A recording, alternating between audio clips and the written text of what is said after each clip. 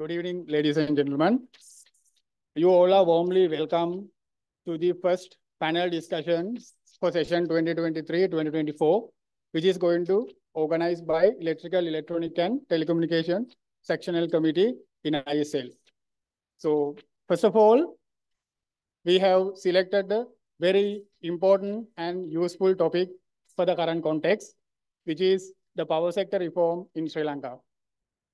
First of all, let me introduce and welcome our distinguished panelists for today. To represent academia in electrical engineering, we have invited Professor Asanka Rodrigo and Professor Anura Vijayapala from University of Moratuwa. ISL has been working with this area, power sector reform, for a couple of years, and we are having a sectional committee and subcommittee for the power sector reform. Dr. Tilak Siambalapitiya and Engineer Pubudu Niroshan will represent the work of this sectional committee, which is working with electrical, electronic and telecommunication sectional committee as well. For the utility side, we have invited the head of utility of the concern of issue, the acting GM, Dr. Narendra Silva. And the government has appointed a reform committee to study this matter. And Dr. Susanta Pereira and Mr. Harsha Fernando, the Presidential Council, will represent that subcommittee today. And Professor Rohan Samarjeeva will represent electricity consumers and public of Sri Lanka. So this eminent panel will be moderated by Professor Lilantha Samarnayaka, the head of Department Electrical and Electronic Engineering, University of Peradeniya. So on behalf of ISL and Electrical, Electronic and Telecommunication Sectional Committee, I would like to welcome you all for this event. The President of ISL, Professor Engineer Andit Disanayaka, and the CEO of ISL, Engineer Neil Abesekara, and all the council members, past presidents and past council members, you all are warmly welcome for this event. We have created a very distinguished audience for this event, and we have invited members of parliament, and we are expecting a couple of personnel to this event.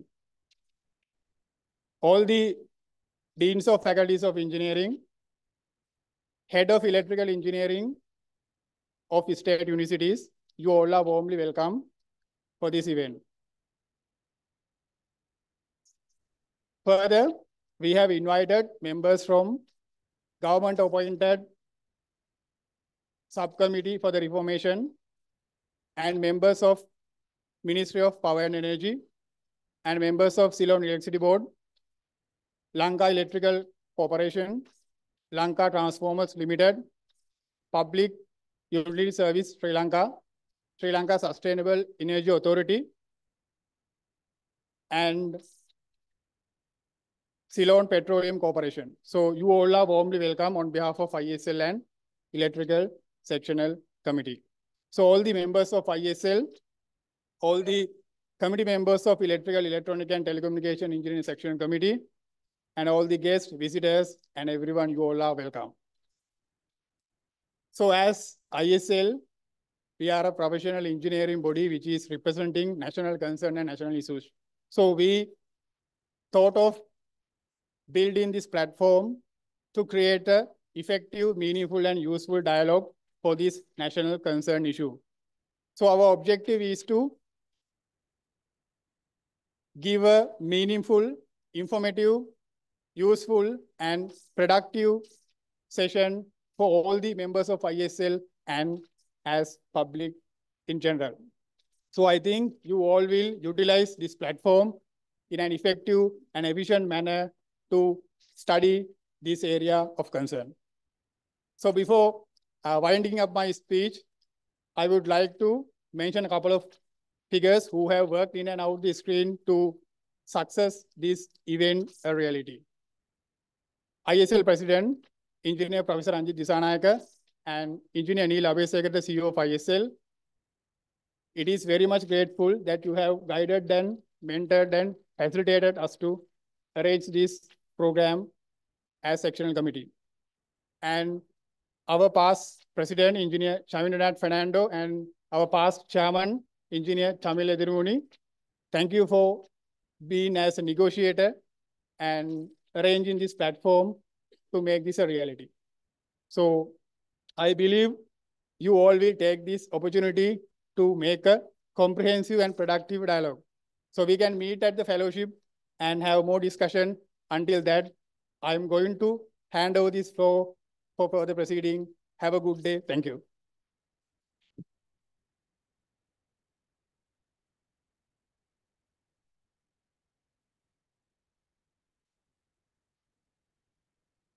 Thank you, Engineer Dushyanta Vannarachi, Chairman of Electrical, Electronic and Telecommunicational Engineering Sectional Committee. Next, I would like to invite Engineer Professor Ranjit Dissanayaka, President of Institute of Engineers Sri Lanka, to deliver the introductory speech to today's program.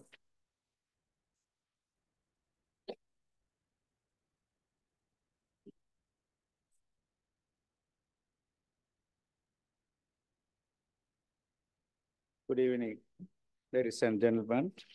I would like to welcome all the resource persons to the IESL, as well as the council members and the past president and the members. It's my great pleasure that I'm giving you the introduction to the program. Before starting that, I remember, you all remember that we were in a country where we had a maximum of 13 hours of power cut in this country. And not only that, people were in the queue waiting for the essentials, including the fuels and so forth. Then when you go to the numbers, it is said that the cost of the energy is one of the highest in Southeast Asia. And not only in the energy sector, but also in the other sectors like the construction. It was said that before the COVID, I think, highest construction cost next to the Singapore in Sri Lanka. But I think today it may be the highest in Southeast Asia. And not only that, we enjoy the corruption index of 36, right? It has increased even recently. And delay in approval and many things. So that it is very well understand that we want the reform for every sector. Maybe youngest were talking about the some changes, right? System change, so that the systematical system change is required. Of course, the energy is the engine of the growth of any economy. And this reform has been taking place when I just go through the literature.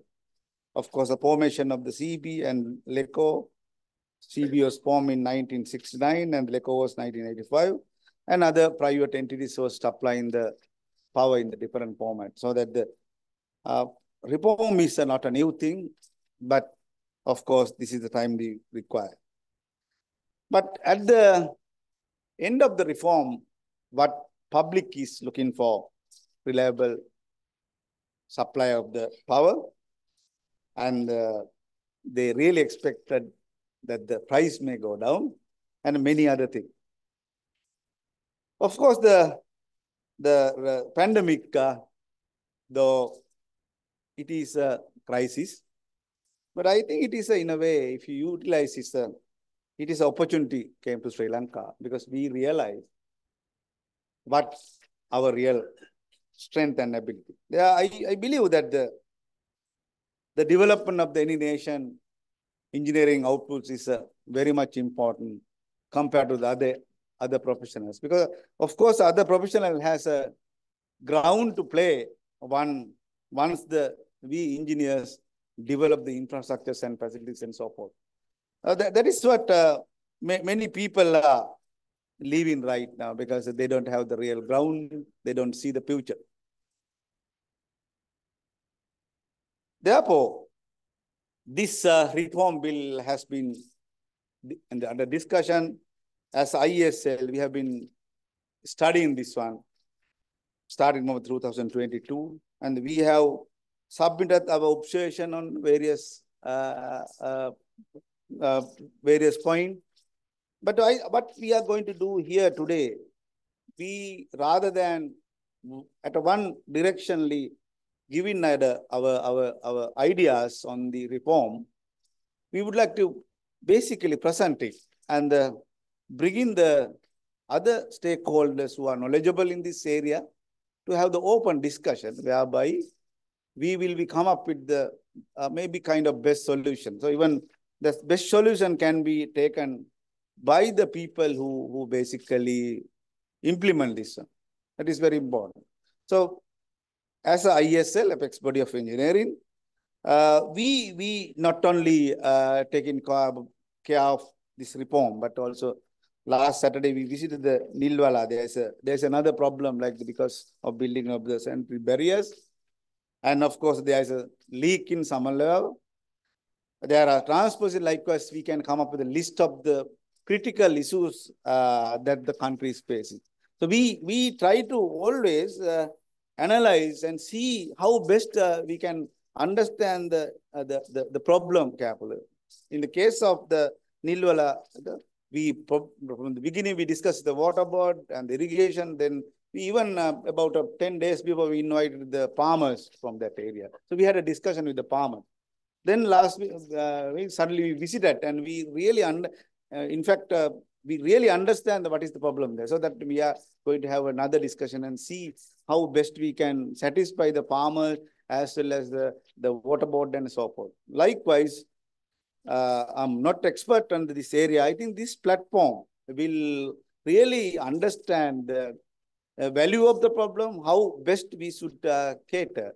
And very importantly, we as ISL expect the reform will be value added to add to the, of course, the power sector. And the end of the day, common man will be benefited. So that is what I always say, that we have been developing many engine, many department and universities and research centers and many ideas. But at the end of the day, the common man in the street is still struggling. So that it is our duty to make sure that the common man in the street, the common man who fund our education and our most of the things should have the better future than what they have right now. With that hope, I'll wish you all the best and have a wonderful evening. Thank you.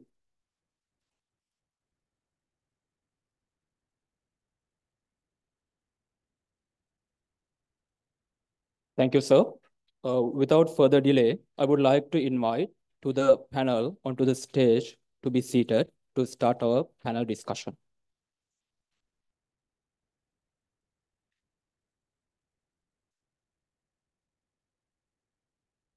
First, I would like to invite Professor Lilantha Samaranayaka, moderator of the today's panel discussion, onto the stage.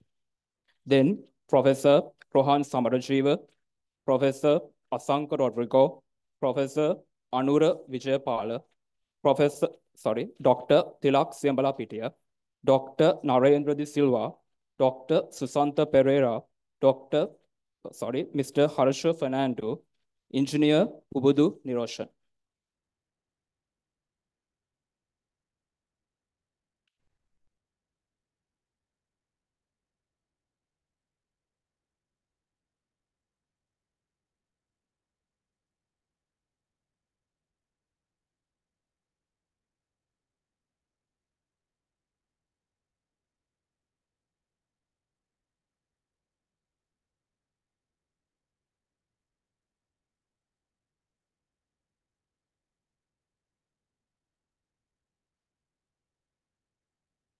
I would like to invite Professor Lilantha Samaranayaka, the moderator of the today's panel discussion, to proceed with the panel discussion.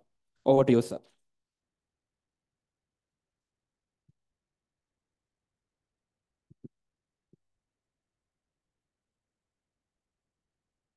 Yeah, thank you very much. So now we are ready. Only thing is we were supposed to start at 5, Now I think it's 5:35. Anyway, very good evening. And today the proceedings will be as follows. We have 8 panelists in the panel. So what I will, the plan here is each panelist will make a presentation on the topics which I'll be just spelling out. And after each presentation, I will have a short question. And I hope the panelists will take 15 minutes each. So all 8 panelists will take 2 hours. And after that, we will go to the discussion where more detailed questions will be raised towards the panelists. And at the end of that round, the second round, I will take questions which have been posted in the Google Forms as well as sent to me via emails. And in the meantime, the online participants, I don't know whether it is there. If they have questions, I will take towards the very end. So all in all, I hope to finish this by 8:45 p.m. So the first, now as was very correctly mentioned by the President IESL, the objective of this exercise is to have an open discussion on the very relevant topic, which is power sector reforms in Sri Lanka. Now, due to various reasons, from different sectors in the society were requesting the reforms in the power sector, and the process was initiated. And there are certain outputs, mainly the Electricity Act 2023 is there.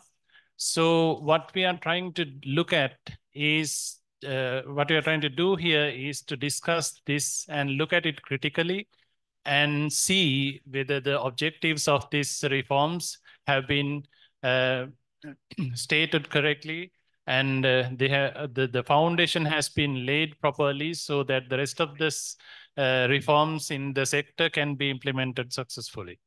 So that's very critical. And I think we have the best panel here today with us to discuss that, as was mentioned by during the introduction as well. So if we are unable to do that, I don't think anybody else in the rest of the world can do it for us, because we know our problems better than others. So without taking much time, let me invite Professor Anura Vijaypala to talk about the background to the reforms.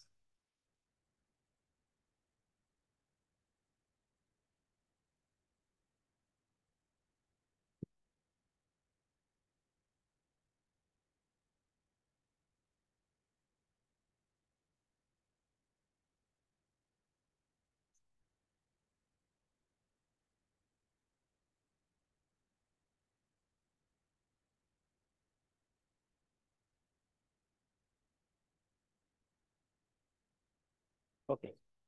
President IESL, CEO, and Chairman of the Sectional Committee, past presidents and council members, and my colleague panelists, and ladies and gentlemen, dear friends. So when I thought of preparing a small presentation within the given time, I thought of, with my experience first as a service provider in the LTL group in my young days until 2005, and then afterwards in the university, in the academia, and then in 2012-13 as the vice chairman of CB, and 15-16 and little bit of 17 as the chairman of CB. And my experience, with my experience, I wanted to look at the sector. So I thought I will analyze the sector through a SWOT analysis. And this is not, I would not call it the SWOT analysis, but it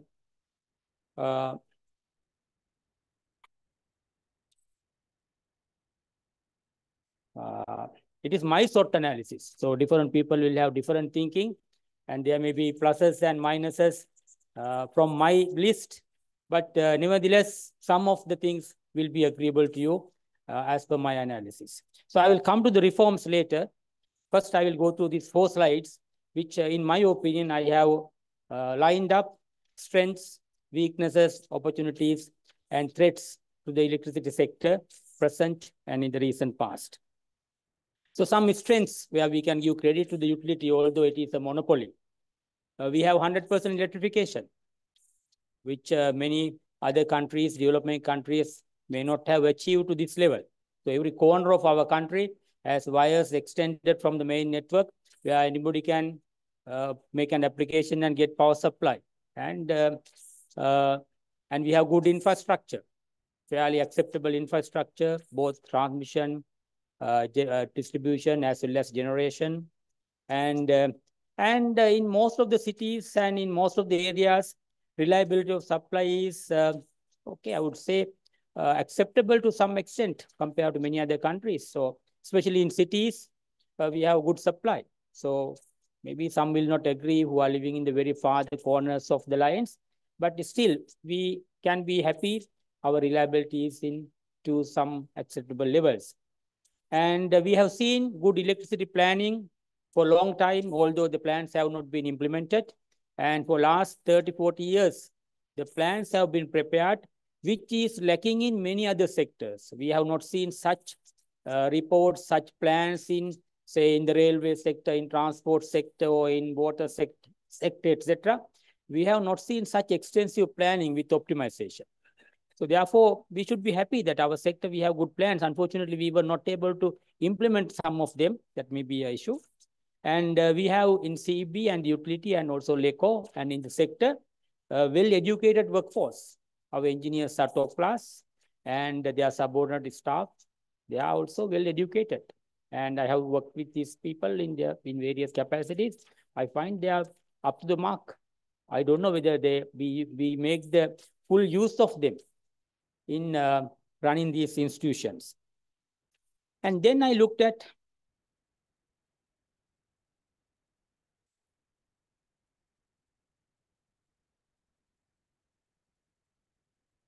some weaknesses. The list is a little long than compared to strengths because those are the things that came to my mind, right? So as we all know, the electricity tariff is the highest, so we can't be happy on that. So we can find fault with many people, politicians, CEB, and many to name, but that's a big weakness in our system.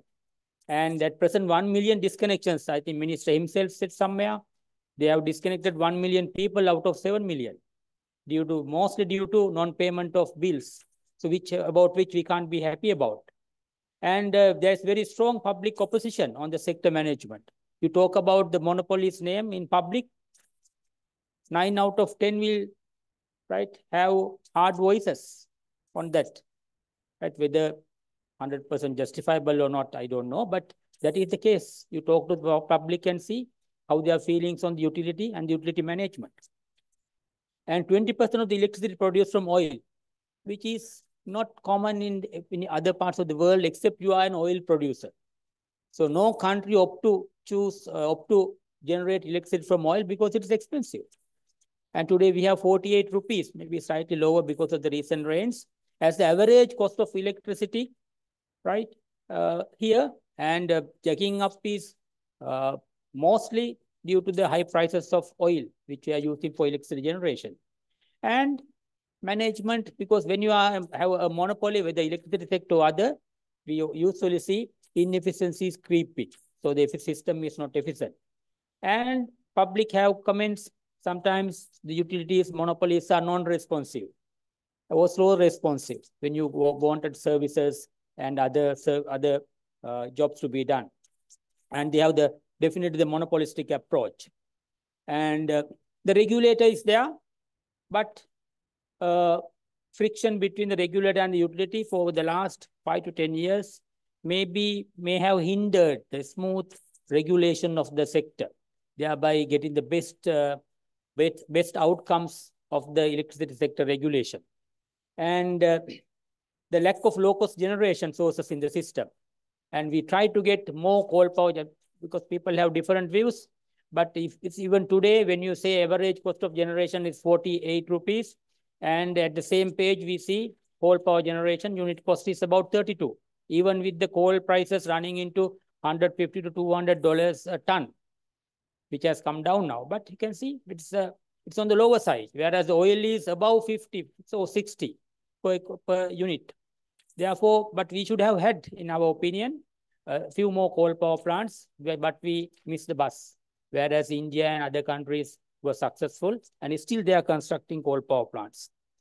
And if I look at the opportunities, we have a fleet of 1,400 megawatts of low-cost hydropower generation. Right? Fortunately, we have got them into our fleet, and so they are running well, and CEB engineers have maintained them well and rehabilitated them well. So end of the day, we can be happy. We have a very good fleet of 1,400 megawatts, which is producing about 3,500 million units of electricity at fairly low prices. So that is in our basket as a strength or opportunity.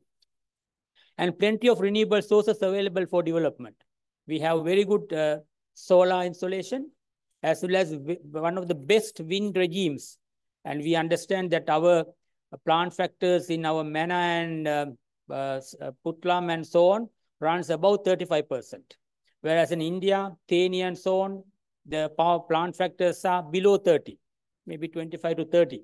So one of the best, and offshore is still better, they say, nearing 40% plant factors. So we have very good opportunity there. And talented staff, present less efficient due to utility being a monopoly probably.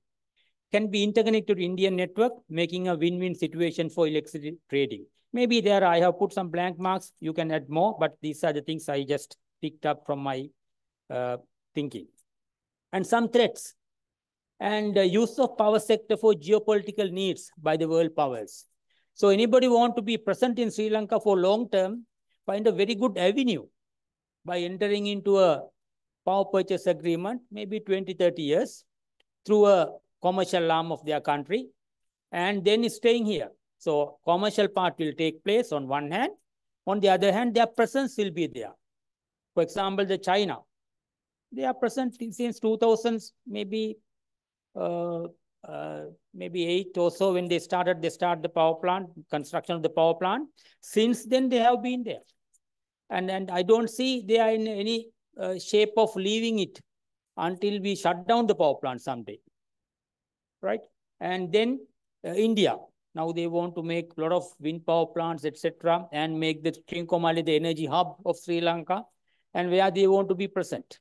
Right? So this is a threat, of course, right, in the long term. And imposing high prices in long-term power purchase agreements, making CEB and the country tight for US dollar payments over many years to come. We hear 500 megawatt scale wind power plants to be contracted for prices maybe over 14 US cents per kilowatt hour, and then maybe 20 to 30 year contracts, right? So we will have to find dollars to pay them. They will not accept our printed money, rupees. So it will be mostly dollar payments. And whether we will have to one day go and say, sorry, we can't pay, and go bankrupt again. These are possibilities if you go into these contracts, and maybe some of them will be take or pay kind of contracts. If you don't take it, still you will have to pay the capacity charge or a portion of the payments. And then as a threat, brain drain. We have seen not only in utilities and electricity sector, many people, especially skilled people and talented people leaving the country and making a vacuum. This is in the academia, this is in many organizations, and utility and the LECO are no exceptions. So now, when I look at all these, the strengths, weaknesses, opportunities, and threats, now my question is, now we are now at this point going to do reforms. So the reforms should be done to make our strengths stronger and our weakness to be reduced and our opportunities to be more exploited and our threats to be removed. So that should, in my opinion, what the reforms should be really doing. So I think our panelists will later speak whether we can achieve through the proposed reforms or proposed Electricity Act such goals. So I will just look at in detail the weaknesses. So what are the provisions in the Act which will have a step-by-step approach in next 3 years, 5 years, 10 years, how to bring down the electricity costs in this country, even if you can't do it immediately tomorrow. So our reforms should be focused on that. There should be some undertaking in the reforms. When we do these reforms by coming in more private sector practices and efficiencies, whether such achievements are possible.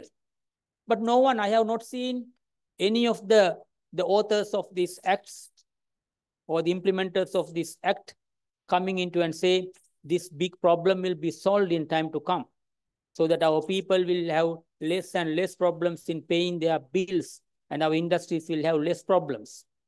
So I don't see that. So that's my question. So which are leading to disconnections and so on. And whether our new companies can interact with the public more friendly way, more responsive way, so that our services are more customer oriented, and so that people will be happy end of the day for the the payments they are making to the CEB. And then whether this act, provisions of this act will pave the way to get out of our oil-based electricity generation and go for more LNG or cheaper electricity generation methods. I don't see such avenues. And whether how the efficiencies of the management can be improved, and how the monopolistic approach can be removed, and how the regulator can be fairly empowered through the new act too, and so that the sector can be governed properly. But I see on the contrary, the regulator is kind of a cornered so that his services are minimum.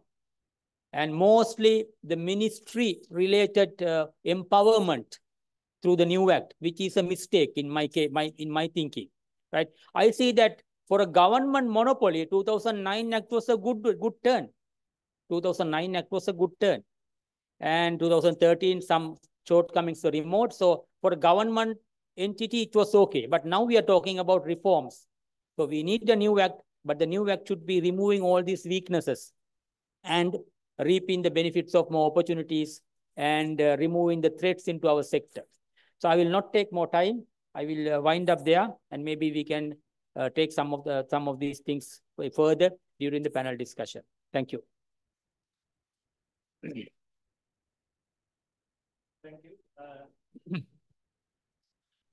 Thank you for setting this background for reforms through the SWOT analysis, which is a real eye-opener.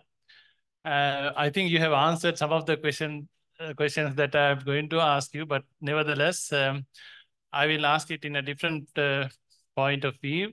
Now, however much we talk about the power sector in Sri Lanka, we are a small country. It's 22 million people, and the peak demand doesn't exceed 2.5 gigawatts. So even if it doubles, it's 5 gigawatts. But if you look at the draft electricity bill 2023, it talks about an elaborate reform structure. Do you believe, with your experience and expertise, that this level of complicated structure is required for the Sri Lankan network if you look into the future? Now, what I say is that that speaks too much of full liberalization. Maybe dates are not mentioned, but full liberalization. So I would first like maybe a gradual introduction into this reform process. And initially to segregate the CEB into these independent units, initially run by the government, and then gradually released to the private sector participation. And thereby, without hurrying and trying to introduce private sector efficiencies. And we see many private sector organizations in the power sector in Sri Lanka who are running very well. Their organization, they are doing electricity business. And why not CEB or the LECO or their coming up companies? So I think we should do reforms and in the right pace, without rushing, without, there's a huge asset base in CEB. So I think we should take care of them because they are public property and should not go into private hands. So it should be done in a step-by-step way. Thank you very much. Okay, thank you. So let's move on to the second panelist, Professor Asanga Rodrigo. He will be presenting now. We have been discussing about these reforms, and not only us, from I think mid-1990s, countries have been doing reforms elsewhere. And there are a lot of models that one can follow, but there's no hard and fast rule that we should follow the models because some of the problems are inherent to us. So he's going to talk about the history of power sector reforms in Sri Lanka, as well as the reform models that are available. Over to you, Professor Sangha. Yeah. Thank you very much, Professor Lilantha, and good evening to everybody. And first of all, I would like to thank ISL Electrical and Electronic Sectional Committee for inviting me to deliver this small presentation on what I think about these power sector reforms and what type of models they are going to use, and what is my opinion on whatever the perform models. So without taking much time, so that it's obvious that even in the ISL president's talk and everybody accept that the power sector reform is a must. Okay, you cannot have whatever the things which are established in the late stage of 1960s, and to have the same kind of structure now, because now it is modernizing and we need to have the reform. So the reforms are for the regulation and also the restructuring the same the structure, or the changing it to a much more efficient manner, and also that we have to encourage more and more private sector participation where we can have the competition. But finally, what we are trying to achieve is we need to have an improved and reliable power network with a low cost where the people can afford. So that whatever we do, ultimately we have to make sure that we have a very reliable power network where we can cater for whatever our growing demand, as well as we need to have affordable electricity sector. So that that's the our final goal. Whatever we do, we have to focus on that aspect. And I will start with the what had happened in Sri Lanka. Actually, the power sector, the business started with formation of the Ceylon Electricity Board by the CB Act number 17 of 1996 with we all know that as a monopolistic, vertically integrated monopolistic structure where the CEB did their power generation, power transmission, and the distribution to the end customer. So that's the starting point. Then in 1983, so this structure was slightly changed where some of the CEB's distribution were given to a newly formed government-owned entity called Lanka Electricity Company. So that where the certain customers were then catered by this Lanka Electricity Company. So that that monopolistic structure was slightly changed in 1983. Then this was further changed by inviting the private sector for the generation. So that in the government decided in 1996 to open up the generation for the private sector with the independent power producers as well as the small power producers. So that this was there. And during this time, actually, the many bilateral and multilateral agencies basically said that, okay, our power sector should be reformed. And because of that, the government started this the discussion on the reform and appoint committees to look at how to reform the electricity sector. Then in 2002, as I think most of you are aware, so the government introduced this Electricity Reform Act, which was passed by the parliament, and it was there, but unfortunately, there was certain terms where the minister should gazette this effective date of the act, but it was not happened due to the different type of resistance from different parties. Ultimately, that was not happen, and because of that, the government was taken back again this Electricity Reform Act 2002, and then we were running with this the monopolist or single buyer model till 2009.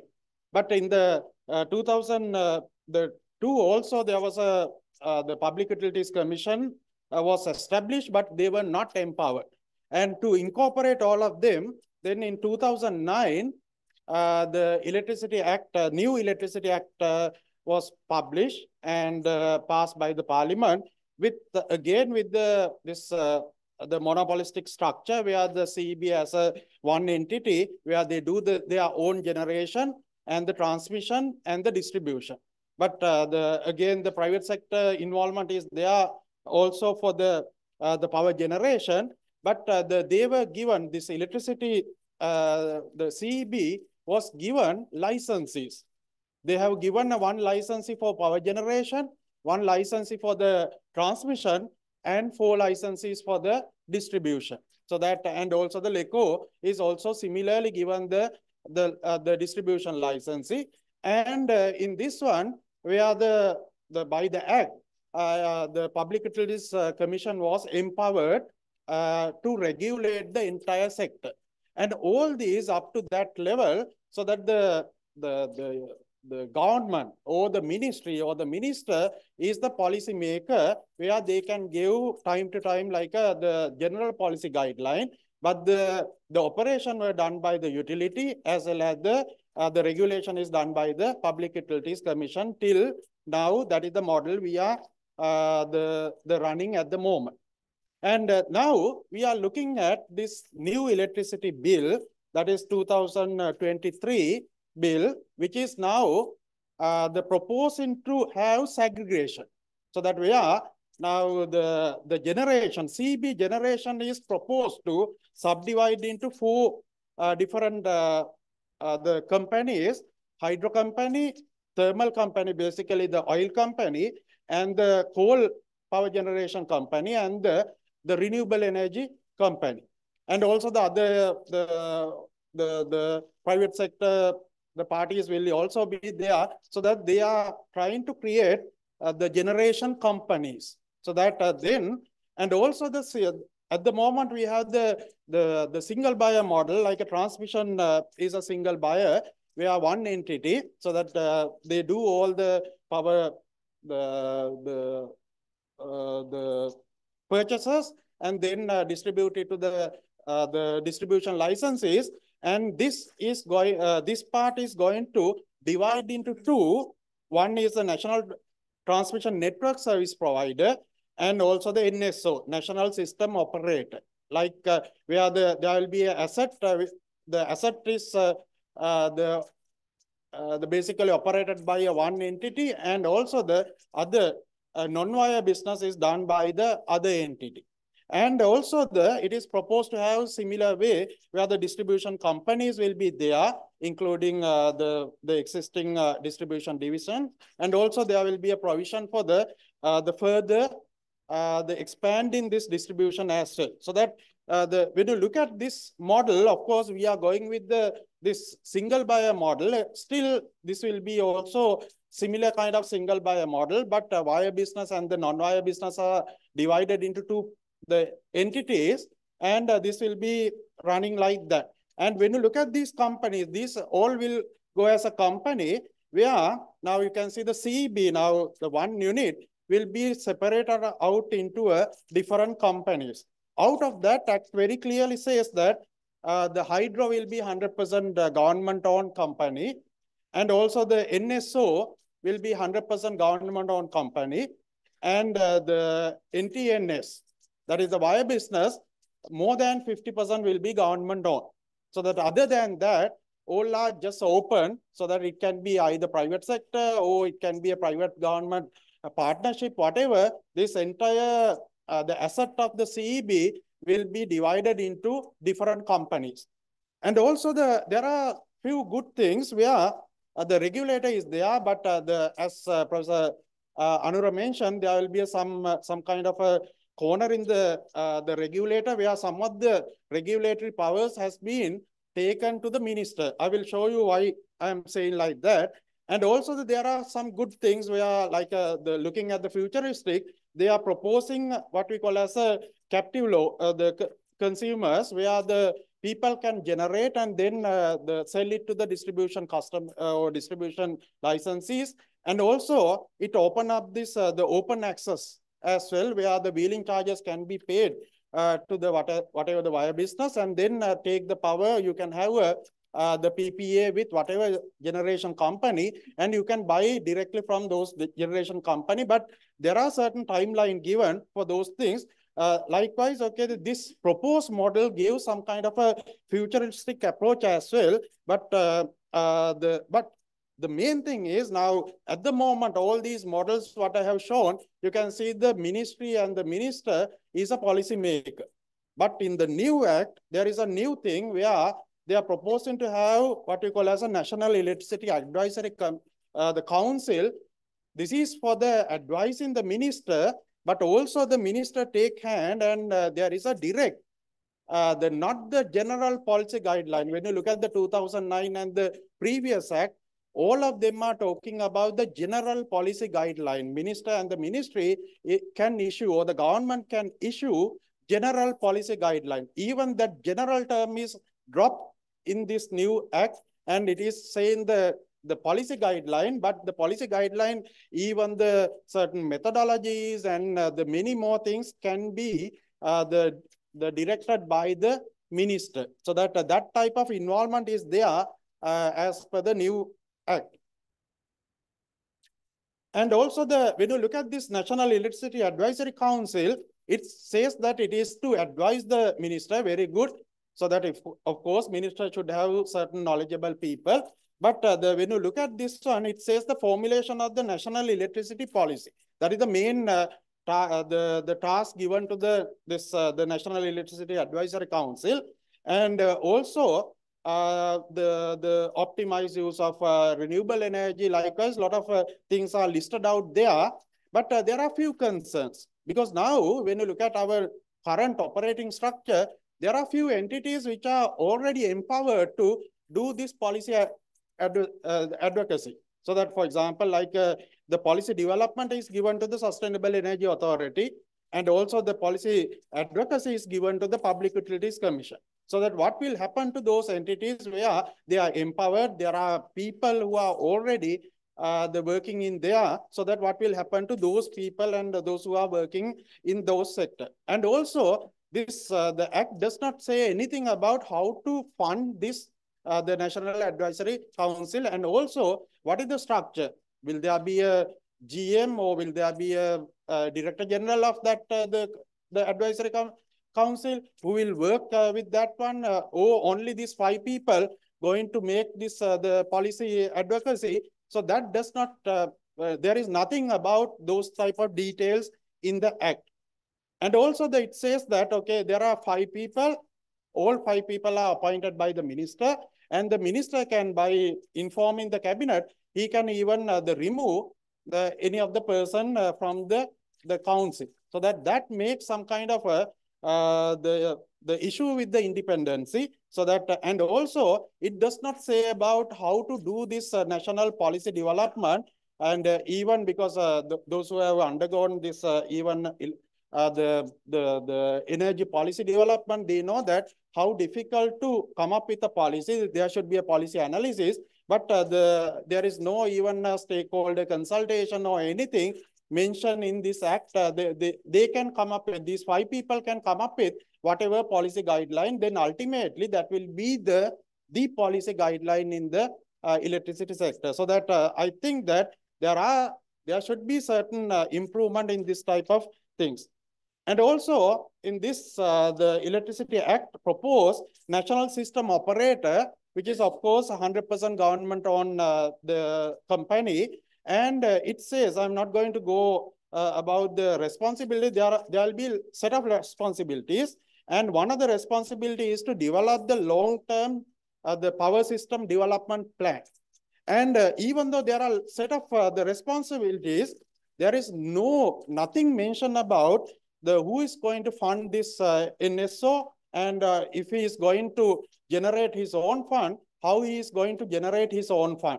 So that if we give now, for example, the developing this long-term generation or long-term power system plan, so that how they are going to give that service and who is going to pay for that the NSO. Nothing mentioned in the act, so that again I feel that there is a certain lack of the clarity in this part, which need to be looked at in detail.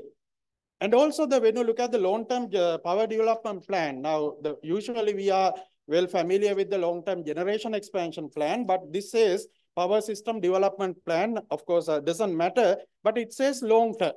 And those who are in the power sector knows that the long-term, at least we are talking about more than 10 years. But in this one, it's talk about the 5 year. 5 year, how the 5 year becomes long-term, I have a really question. And at least what we can do is we can fix the plan for a 5 year period, but it should be at least 10 or 15 or 20 years time period plan, but it can be a rolling plan. Of course, it can be there, but the long term mentioning as a 5 year is again, I have a certain doubt about that one. And also it says the most economically advantaged plan.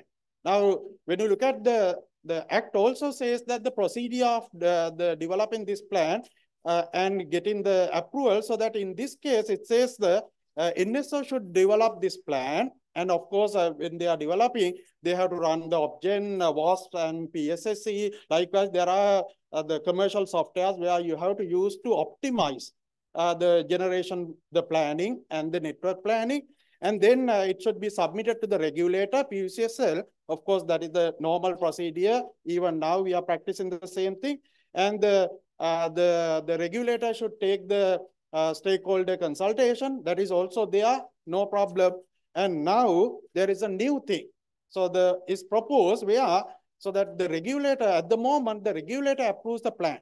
And it's proposed to, now the regulator should submit it to the minister, and the minister should approve it. There is a term very clearly says, approval shall include any amendments by the minister.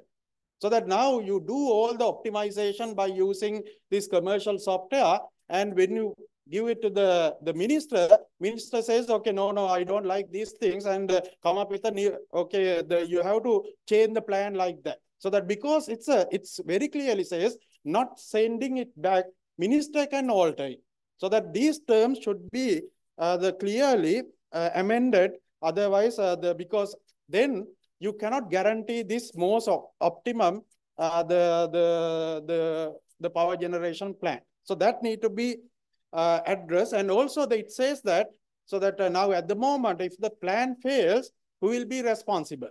And because even now we are struggling with the long-term power implementing of the long-term power generation expansion plan, so that whether the act addresses whatever the existing problem, for example, like a land acquisition, so that nothing mentioned about strengthening whatever the existing laws are not mentioned in the act, so that those type of existing problem should be addressed by the act rather than the current regulators' approval taken to the minister. I don't think that will solve the existing problem. So that's one thing where we have to look at.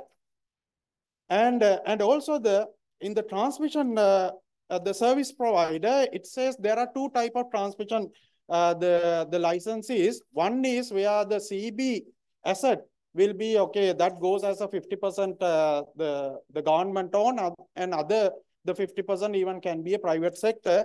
And also it says, okay, any legal person can get a transmission licensee by taking a letter from the NSO. And with that letter, any person can apply for a transmission licensee. So that, for example, now these days we are talking about the northern province, large renewable energy. For example, let's say if one company develop a transmission line, will they give the access to the other company? So for example, 400 kVA from Kilinochchi to the Habarana, so that that will be the backbone for all the northern part the renewable energy. So that if a one company develop and take the licensing for that one, with how they share that their own transmission, the network to the other companies, nothing mentioned. So that of course there can be provision, but those provisions should be incorporated to the act. So then it will be very clear. So that again, this part should also be revised. And also there are the licensing, okay, generation, it says any person can get the generation licensing, and the NSO 100% government owned, and NTNS 50% government owned, and the distribution again a company. So it's not any person, it's a company. It's very good, okay, any person cannot do the distribution. And also it allows the captive generation where there is a certain the wordings, so that the captive, it says the captive generator, so can take either captive generator or the transmission license, which I cannot understand why they are mentioning like that. So those things should also be looked at in the proposed the model. So that finally, what I want to highlight is now, as all we agree that, okay, power sector reform should be done. So that, but the reform should basically give a transparently accountability and efficient use of electricity network, and also that there should be a sustainability, so that whatever the act or the bill we are going to pass to the parliament should have certain basic aspects. So that which I see that, of course, this the proposed thing is very good, where we need to have the reforms in the power sector, but this is done in hurry and without looking at or without consulting the stakeholder properly, so that there are a lot of mistakes done. So that what we want to have is, of course, we have to move forward, but correcting those mistakes. So that's why I have not highlighted all the mistakes and the whole the whatever things which I have seen in the ad, but some of the key model and the key things what I have seen is basically highlighted in here. Thank you very much. Thank you, Professor Sanger. Now, I think the audience got a big picture about this model that is followed in the draft electricity bill. And now, apparently, this is suggesting to go from a single buyer model to wholesale market, which is new to Sri Lanka. In your experience and expertise, what are the pros and cons of going for wholesale market over the single buyer? Normally, when you look at the power sector, the reformations, we will start, normally most of the countries are starting with monopolistic structure, and then we'll go to a single buyer, where we are now at the single buyer model, so that either we can go for the wholesale market competition. So that will be the next stage. But before going into that, because if you are going or if you are planning to that, go for that one, of course, our network infrastructure should be developed very well. And we have to have a good metering, digital infrastructure. Those should be done before looking at any of these, the wholesale market, because without that, we cannot implement. We can say, we can put it in the document, but you need to have a plan to how to go for that type of wholesale competition and wholesale market. So that what I feel is our network is not yet ready, but of course we can develop, so that with a certain timeline, not immediately, because we are not ready with this economic downturn. We are not ready for going for that type of things immediately. But of course, we have to look at for wholesale market and even the retail competition as well. So that will be the path where we have to go. Thank you. Thank you very much. Next, I will move to the next panelist. In fact, with this background and the draft electricity bill 2023 coming up, ISL has been working on these things in certain groups, and they came up with the documents submitted to the ministry or the minister regarding key aspects, key concerns that should be taken into account in this kind of a reform. I think that is the obligation of the professional community in the country. We should take the responsibility and to present what was documented, I invite Engineer Pubudu Niroshan. He will be presenting the first part of this submission to the ministry, and Dr. Tilak Siembelapitiya will follow up the balance part of that submission.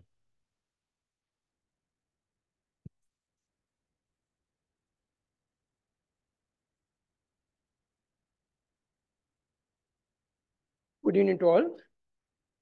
Today, there's no model so short from me. Today, my role is to, first role is to present the ISL work done and the submission on this particular matter. After having multiple sessions and discussions on this electricity sector reforms, today we are having probably the last such event by CB exterior parties before the bill is placed at the parliament. So I'm not going to share any detailed models or sorts as I told earlier, as all these documents will be available in our social media platforms. And in this Zoom session also, we will put a link to our previous submissions. So all you can refer. And another important thing is we have seen this 250 plus audience in the Zoom link, and also here also the all you audience are. We assume that we have all read the act and we are familiar with the act, at least on the main content of the act. So let's go through the ISL submission first, then I will move on to out of our 6 fundamental comments, I will brief on 2, then Dr. Tilak Siembelapitiya will go to the detail of another 4. A few months back, it's I think a one-horse race, a bill written by few hand-picked like-minded individuals, not consulted, then discussed properly with the main stakeholders. And there's no genuine intention to do such a stakeholder consultation. And even though still the vote base at the legislative is with the proposers, we as ISL initiated not only this forum, but many forums with power and energy engineers and in other engineering fields and sections also to play our role as power and energy engineers in this vital juncture in our electricity sector in Sri Lanka. As soon as the line ministry declared this reforms intention, as ISL, as soon as the government declared the cabinet appointed committee, ISL within a couple of weeks, we have formed our internal work group to study on the Electricity Act through Electrical, Electronic and Telecommunication Engineering Sectional Committee. It is on August 2022. And the same month, on 19th August 2022, through a consultation process via ISL members, initial proposals by ISL committee has been submitted to the minister on 26th September 2022. Subsequently, we had kind of a brief session with the cabinet appointed committee on our submission.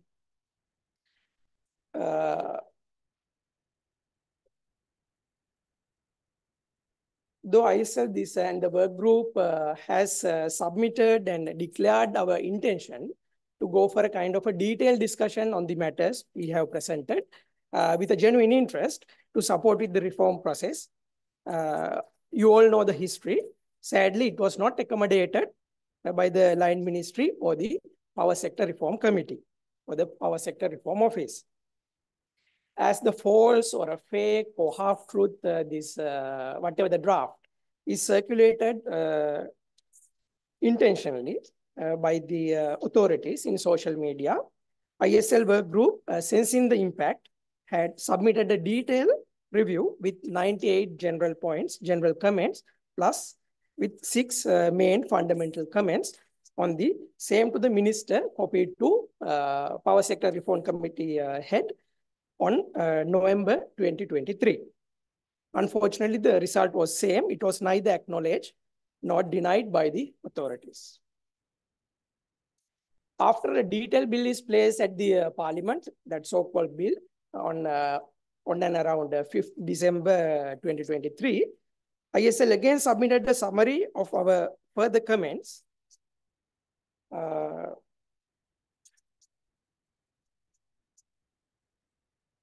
the Minister and the Power Sector Reform Committee in and around 2nd January 2024. Now we are reaching to understanding even this submission or this our interest for a discussion on this particular matter or a meeting will not be happening. However, as the engineers, power and energy engineers, as a force toward the equitable and sustainable energy sector, not only for us, for future generations, our duty, we have shown our duty and also our professionalism and the transparency, but not theirs. With detailed comments and suggestions by each section of the Act, as I told you, with 98 general points and 6 fundamental comments, we have highlighted in the ISL submissions to the Minister and also the Power Sector Reform Committee head. 4 are out of these 6, we consider 4 are mandatory in such a kind of a reform, and it will be presented in detail by Dr. Tilak Siembalapitiya. And as I always told, the first one is appendix, and the other one is a must in this restructuring process. So I will go a little into detail on these 2 topics only. The restructuring. First of all, we have to recognize, we discussed that also in the past during ESOC and the previous ISL submissions also. We have to make sure the 3 terminologies, reforms, restructuring, and the Act. Reform, as I told you, Pratisanskarana, should happen first. Unfortunately, the task and the whatever the framework given to this Power Sector Reform Committee is the restructuring of CB into 12 companies, 12 separate entities that should not be touched in the process of reforms. So they have decided, whatever the authority has decided, how CB should be restructured. That is the first thing they have done. Then based on that one, so whatever the Power Sector Reform Committee or the cabinet appointed committee was asked to do the reform clauses. Then come to the Act. Let's say if you are going through the reform and then as a result of reform clauses or the policies, then we are coming into the restructuring. Restructuring is not only the CB. In our country, the example is CB, as Professor Asanka told, it's a monopoly. LECO is available for distribution, but when we are called for utility, it is CB. So it is touch only the restructuring of CB, not the other entities. However, so if you are going for this market model change from monopoly to single buyer model with own generation, now if you are moving to the single buyer model with totally privatized or totally separated generation companies, then 4th and 5th models to the wholesale or to the retail, the main market model or the finance model or the legal structure should be amended to the existing Ceylon Electricity Board Act, Electricity Act, or to the new act to be placed at the parliament. Then these are the 10 companies. If you've seen, you can see in the screen. So the first point we have highlighted there, the lack of a parent company. So if you are, let's say, now the decision is going for a separate in 10 companies, 10, 12 companies, 4 generation companies, 2 transmission companies, and another 4 distribution companies, establishing these multiple standalone companies, either government-owned or public-private partnership or whatever the ownership model is, it resulted in lack of control in the governance and also the control of the grid and also the market opportunities in the electricity sector. As Professor Anur Vijayapala, I think, mentioned some SWOT, right? So if we are going for a change, we should work on our strengths and opportunities, not on our weaknesses and not on somebody's interest or somebody's, some individual's interest. So if you are going for a perspective change, we are in a crisis. We have a dollar crisis, we have a rupee crisis. So if you are going for a solution for the crisis, so that is one of the best arena is the energy sector going for a perspective change from dollar consumer to dollar generator. So if you are going for that kind of open market, opening is not only opening our market to international companies or internationals. So opening our market, our companies, our local companies also to go abroad and get some certain stake in the international market. So you can, some may say that we are in a bad situation, financially very bad picture. In this kind of a situation, can we go for can we even think that kind of a global energy market share? So I will give only two examples. You know, as I am talking about Singapore and KEPCO, this from Korea. Temasek, you all know, Temasek has established in 1974, just 9 years after their independence separation from Malaysia. Temasek is 100% government-owned government-owned entity, government-owned fund by Singapore government. The president of Singapore at that time is declared when establishing this Temasek, very short sentence, it's not a sentence, some short phrase, distancing the government with its role as a policymaker from its role as a shareholder. That is the motive and the morale of these Singaporean people and the government when forming the Temasek in 1974. So now SP Group, 100% owned by Temasek, not only in Singapore, they are working in China, Vietnam, Thailand, and Australia. And the other example is KEPCO. So KEPCO having kind of 6-7 generation companies from hydro to nuclear and around 80 gigawatt installed capacity in Korea and also 30 gigawatt plus overseas remarkable projects and the entities owned in 24 countries at the end of 2021. So what I'm trying to highlight in this kind of a financial situation, even the crisis only gives us the opportunities. So now we are ready to give this opportunity to international players, not to our own people or the public. Then moving into this appendix, National Electricity Advisory Council. So whatever this opportunity base or whatever weakness base, if you are going for a restructuring into a model, so monopoly or single buyer or to the wholesale or retail. So in whatever this proposed model in the world, so have you seen any kind of this kind of an advisory council comes first in the act after the objects under part 1.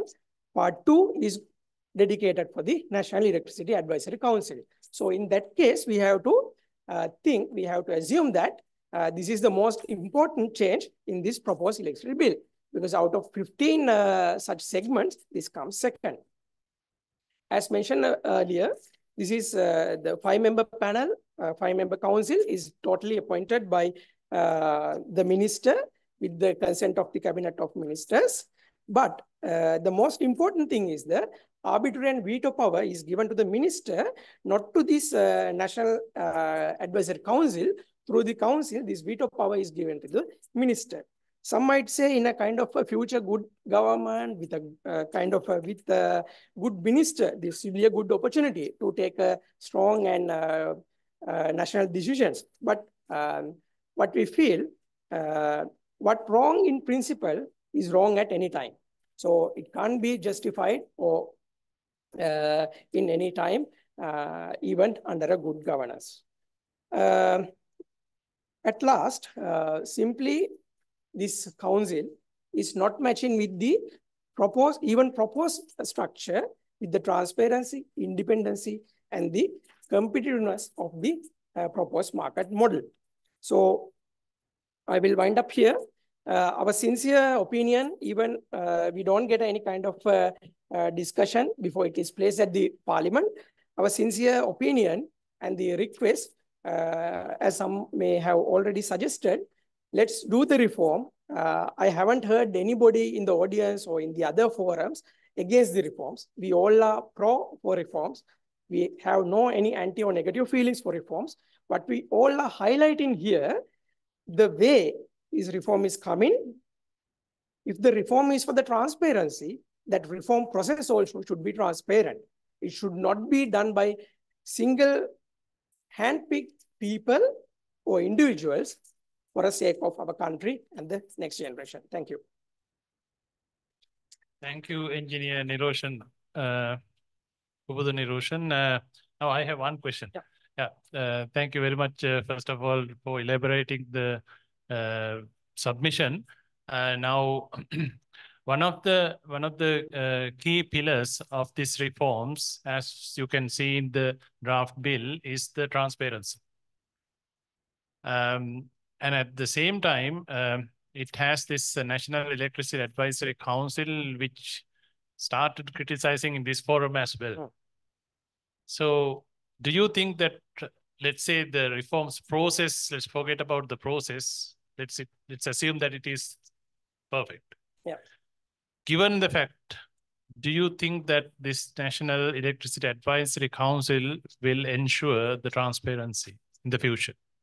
Yeah, well, first of all, we have to think what is the purpose of the council. So at the moment also, there are similar platforms or the entities which can be used for the advisory of the minister. There are two things highlighted in the act. One is the advisory part to the minister. Second, the council can intervene on the decisions and give the advice to two already established setups. One is the regulator, the other is currently CB. In the future, it is the system operator. System operator should be independent in this kind of a model to be proposed in the future. But unfortunately, with the tag of national, we normally use this national word for all these, negative plus things. So put in this national tag, we have put this system operator and as a non-independent entity. So in this criteria, I can take one example as somebody suggested and explained here also. Even without this act, even without this council, right? So we are talking about the transparency. So minister, even now, the minister without this kind of a powerful act can intervene on that kind of illegal project at Punakarin to come into the system, one. The second, we all experienced in the news what happened in a few days back. Two wrong things. We are putting two wrong things to get a kind of a one correct thing. This is a tariff, right? We have done a kind of tariff last year. We know all the CB engineers and the PUCSL has done their part, plus or minus, but it's a kind of a political decision to give that tariff. Now again, we are doing two wrong things to correct the process and make a right thing, the tariff. I will take this two things as example because this council is for planning, procurement, and tariff. Those are the three main elements comes after these reforms. Planning, procurement, and tariff done by the system operator and the regulator will be controlled by one singular person, the minister. So at least we know with the vote base at the parliament, it will be passed. At least this veto power at least should be diluted and distributed among the either cabinet or through the parliament.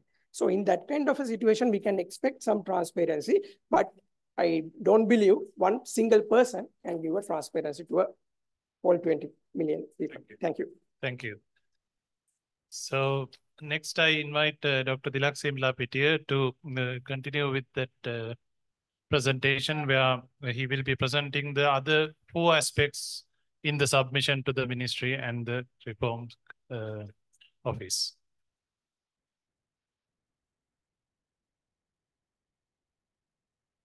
Thank you. My task is now getting gradually easier because most of the issues about the act have been elaborated. IESL made a submission and it had 6 specific comments and a large number of detailed comments. So the first one I would like to draw your attention to is that we observe that the independence of the system operator, or in simple terms, the system operations activity, as well as the bulk power purchase and delivery activity, because that is the heart of the reformed structure of the system or the network. That's where the procurement will happen. That's where the delivery of power to distributors will happen.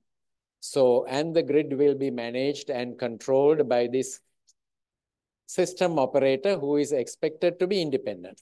So there are so many clauses and sub-clauses that interfere with the independence of the system operator. So we have highlighted that in our submission. The second one, of course, it flows from the issue of cost and therefore price, as we know, and it's widely proven that Sri Lanka's costs and therefore prices are very high. And for certain categories of customers, we have the Asia Cup for electricity prices. So now the issue is, does the Act look forward to, or has it got adequate provisions and controls so that Sri Lanka comes out of this problem? Or is it still continuing with the loose way in which procurement of generation particularly has been handled? Of course, I will come to that in a moment. And the governance, as we know, is poor and it needs reforms all around. And there is no point in having so many acts and rules if we simply examine what is going on right now. Sometimes politicians think that they can determine the price of electricity. They even give some dates at which the electricity prices will be increased or decreased. Sadly, when you look at the 2009 Electricity Act, which is presently operational, say, for example, it says that there will be a tariff methodology, which will be prepared and approved. Prepared means collectively prepared with the licensees and approved by the regulator. Has PUCSL done it? Yes, they have done it. Is there a timetable to revise tariffs every year? Yes, there is a gazette dated 2016, which meticulously says that CEB and the other licensees have to do the following by the following date, and PUC has to do the following by the following date, and a public hearing, if at all, has to be held by the following date. And by 15th of March, the decisions have to be made and communicated, and the new tariff should be operational on 1st of April. But I think even the regulator has forgotten his own gazette and the timetable. So, therefore, the governance in the sector, when it comes to electricity pricing and many other aspects, is already very weak. So therefore, there is no point in having more and more new electricity acts and debates and discussions if the policeman doesn't follow the traffic law. That's the situation that we have now. So we need to collectively think of ways of avoiding it. Then, of course, these are important but very straightforward matters. In the new Act, IESL highlighted the safety chapter is missing. The safe supply and use of electricity and assigning the responsibility of enforcing and promoting safe supply and use of electricity. In the present Act, the job is assigned to the Public Utilities Commission. In the bill, that section is missing. Even the word safety is not there. Similarly, now the most important person in this game is the electricity customer, in my view. The consumer protection sections that are there in any electricity act is missing. So IESL highlighted it, and we hope that it will be included in the revision. I will elaborate one important point. It is about Sri Lanka's electricity prices and whether the Act as it is drafted has adequate safeguards not to allow Sri Lanka to fall into the situation as we have fallen into today. So this is several years of progress of electricity prices in the country. So I only, I have so many diagrams and I don't want to trouble you with so many diagrams, but just one pick of the group of customers whom we call medium scale industries. And the red line, if you can see it in red, is Sri Lanka's electricity prices. Right at the top is Singapore. The horizontal axis is from 2008 until the last tariff revision. Of course, I have data for many countries, but I only limit the information to Vietnam and South Korea. And as you see, Sri Lanka's prices have been most of the time reasonably matching with our regional competitors who are competing with us to attract investments. Even Bangladesh is around the same pricing as Vietnam. Pricing has been going up, but we have been with our regional colleagues. But as you see, over the last year or so, we have jumped up to a very significant level.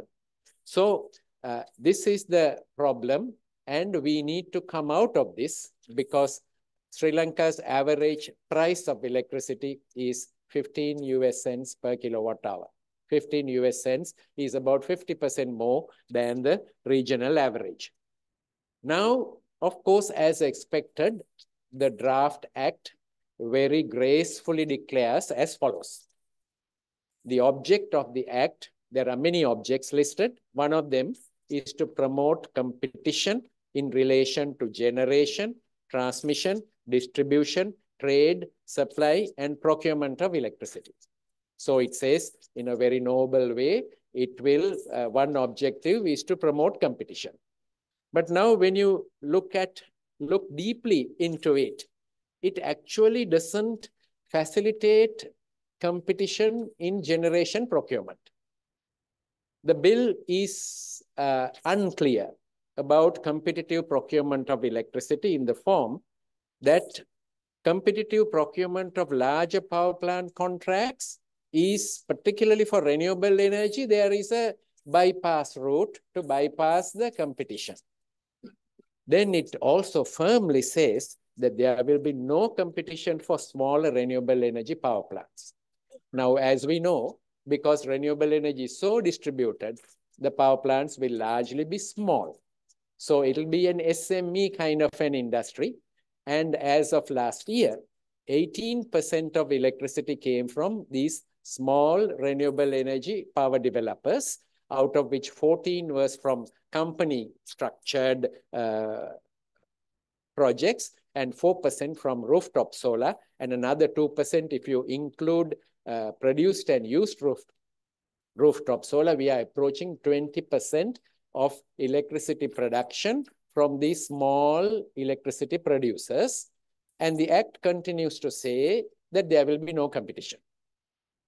There will be no competition. So therefore, it will be committee determined. So therefore, we cannot expect, as we see very well, the prices of renewable energy-based electricity generation, which is going to be the mainstay of the future, will not be procured on a competitive basis. So therefore, this revision has to happen in the act.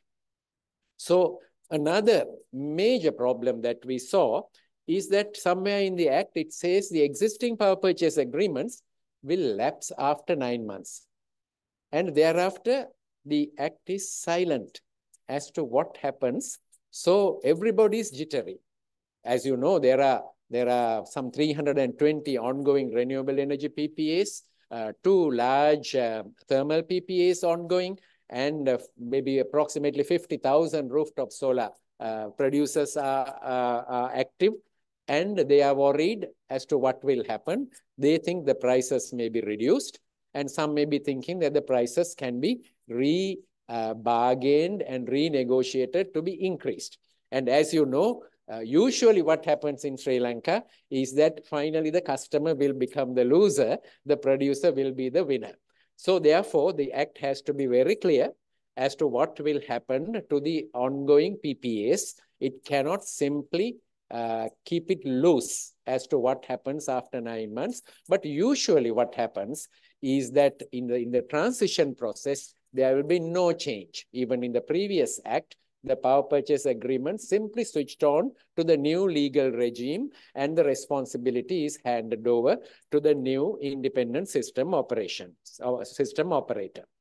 Then somewhere down the line, the act is going to allow wheeling of electricity, which means a producer can have a direct contract with a buyer, pay the charges for the network, and sell his electricity produced to a consumer. But then it also then talks about, oh, there will be a cross-subsidy surcharge on such users, remembering that some of the customers are already surcharged. So which means they are charged more than what it costs to supply them. That is on top of the high prices, because there is a cross-subsidy requirement to support the low-user household customers and also typically small industries. So the Act includes liberalization. Thereafter, it again pinches the wheeling customer, saying that, look, you have the free market, but the market is not really free. You have to pay some amount of money to another account to support the subsidies. So that has to be corrected and avoided. Finally, it was already mentioned here, the Act says long-term plans will be 5 years. Now, 5 years is usually a business plan. Long-term for power generation is typically 20 years, because it takes a very long time to develop a strategy and power plant, siting, etc. So, of course, the planning window could be 20, but the actual plan approved could be about 10 to 15 years, and the end effects will be covered by the last 5 years. So these are the specific problems that we have seen with regard to planning and pricing of electricity, which is the most important problem. If you ask any customer today, mostly the customers even do not know that who owns electricity and who produces electricity. What they need is a reliable supply at a regionally competitive price. So therefore, what we saw is that the draft act does not provide the safeguards to make sure that Sri Lanka gets there and corrects the mistakes that we have already made over the last several decades. Thank you very much. Thank you very much. Yeah, I have one question, one simple question. Now, let's say if everything goes according to the proposed reforms, how will this national tariff policy be applicable to the price of electricity in the future as compared to the current practice? Yeah, as I said, there is a beautifully laid out methodology already, and it's not being followed. So the Act talks about a national tariff policy, but it doesn't say very clearly as to what should be there in the tariff policy. So at least there must be a template given, or kind of a list of contents, or maybe a schedule to the Act to elaborate as to what national tariff policy means. Obviously, it cannot give the numbers. It can only give the guidelines as to how the electricity pricing has to be done. Tariff means not only the price to end user, it is the transfer prices from generation to transmission, transmission to distribution, and the services and various other costs and how to manage them, how to update them. So, of course, if it is properly done, it will be a positive impact of this Act if it is properly done and properly followed. But as I say, Sri Lanka is very good at writing down nice documents, law acts, then methodologies and rules, and beautifully gazette them. And then even the people who wrote them ignore it and do something else. Thank you very much. So now, ladies and gentlemen, we have seen the background that should have been considered for reforms, as well as the model of this reform bill and the submission of the IESL. Now let's take a turn to the committee who has been working on these reforms. So let me invite Dr. Susantha Pereira to present the recommendations of the Reforms Committee. I mean, they have been working on this and finally they drafted the report, and in the report it contains the recommendations and yeah, over to you, Dr. Susantha Perera. Thank you, Vedanta. Like I was told, I'm here to present what is in the report that we submitted in, I believe, in October last year. So it's more than a year since the report was submitted, and it was approved by the cabinet without any change in the recommendations made in that report. And the cabinet decision says that to draft a new act based on the recommendations in the report. And also use the 2002 Act, which was passed by the parliament but never became operational for some other reason, as the basis. Since 2002, there have been certain developments in the market, like the independent system operator and several other things. So we were to incorporate those changes also into the new Act.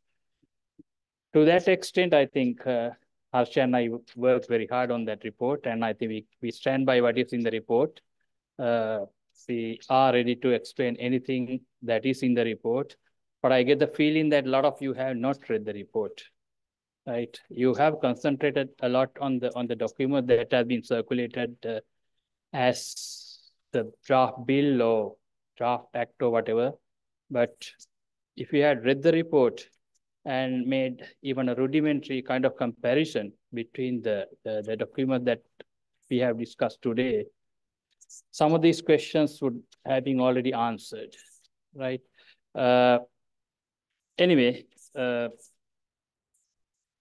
I did not prepare a presentation. I was planning to, just talk, but then around 2 o'clock today, I saw a message in the WhatsApp group that ISL had created that, you're supposed to hand over the presentation. So within like an hour, I put together some things that I extracted from the report, and I will go through them. So I may have to skip some of the things because I think it probably ended up as a long list. But I managed to, at least extract the most important things. So if you have missed out or anything, I'm sure Harsha will, talk about the rest. Now, the basic concept under which the reform was developed, even in 2002, is that you have basically 3 players in this game. One is the government, then you have the regulator, then you have the regulatees or the licensees, you may call it, right? The Act should, provide for the roles played by each of these 3 entities and define the boundaries, powers, obligations, whatever, right? This was largely done in the 2002 Act because a lot of thinking had gone into that. And of course, we also had the benefit of the experience of certain international personalities, experts, and so on.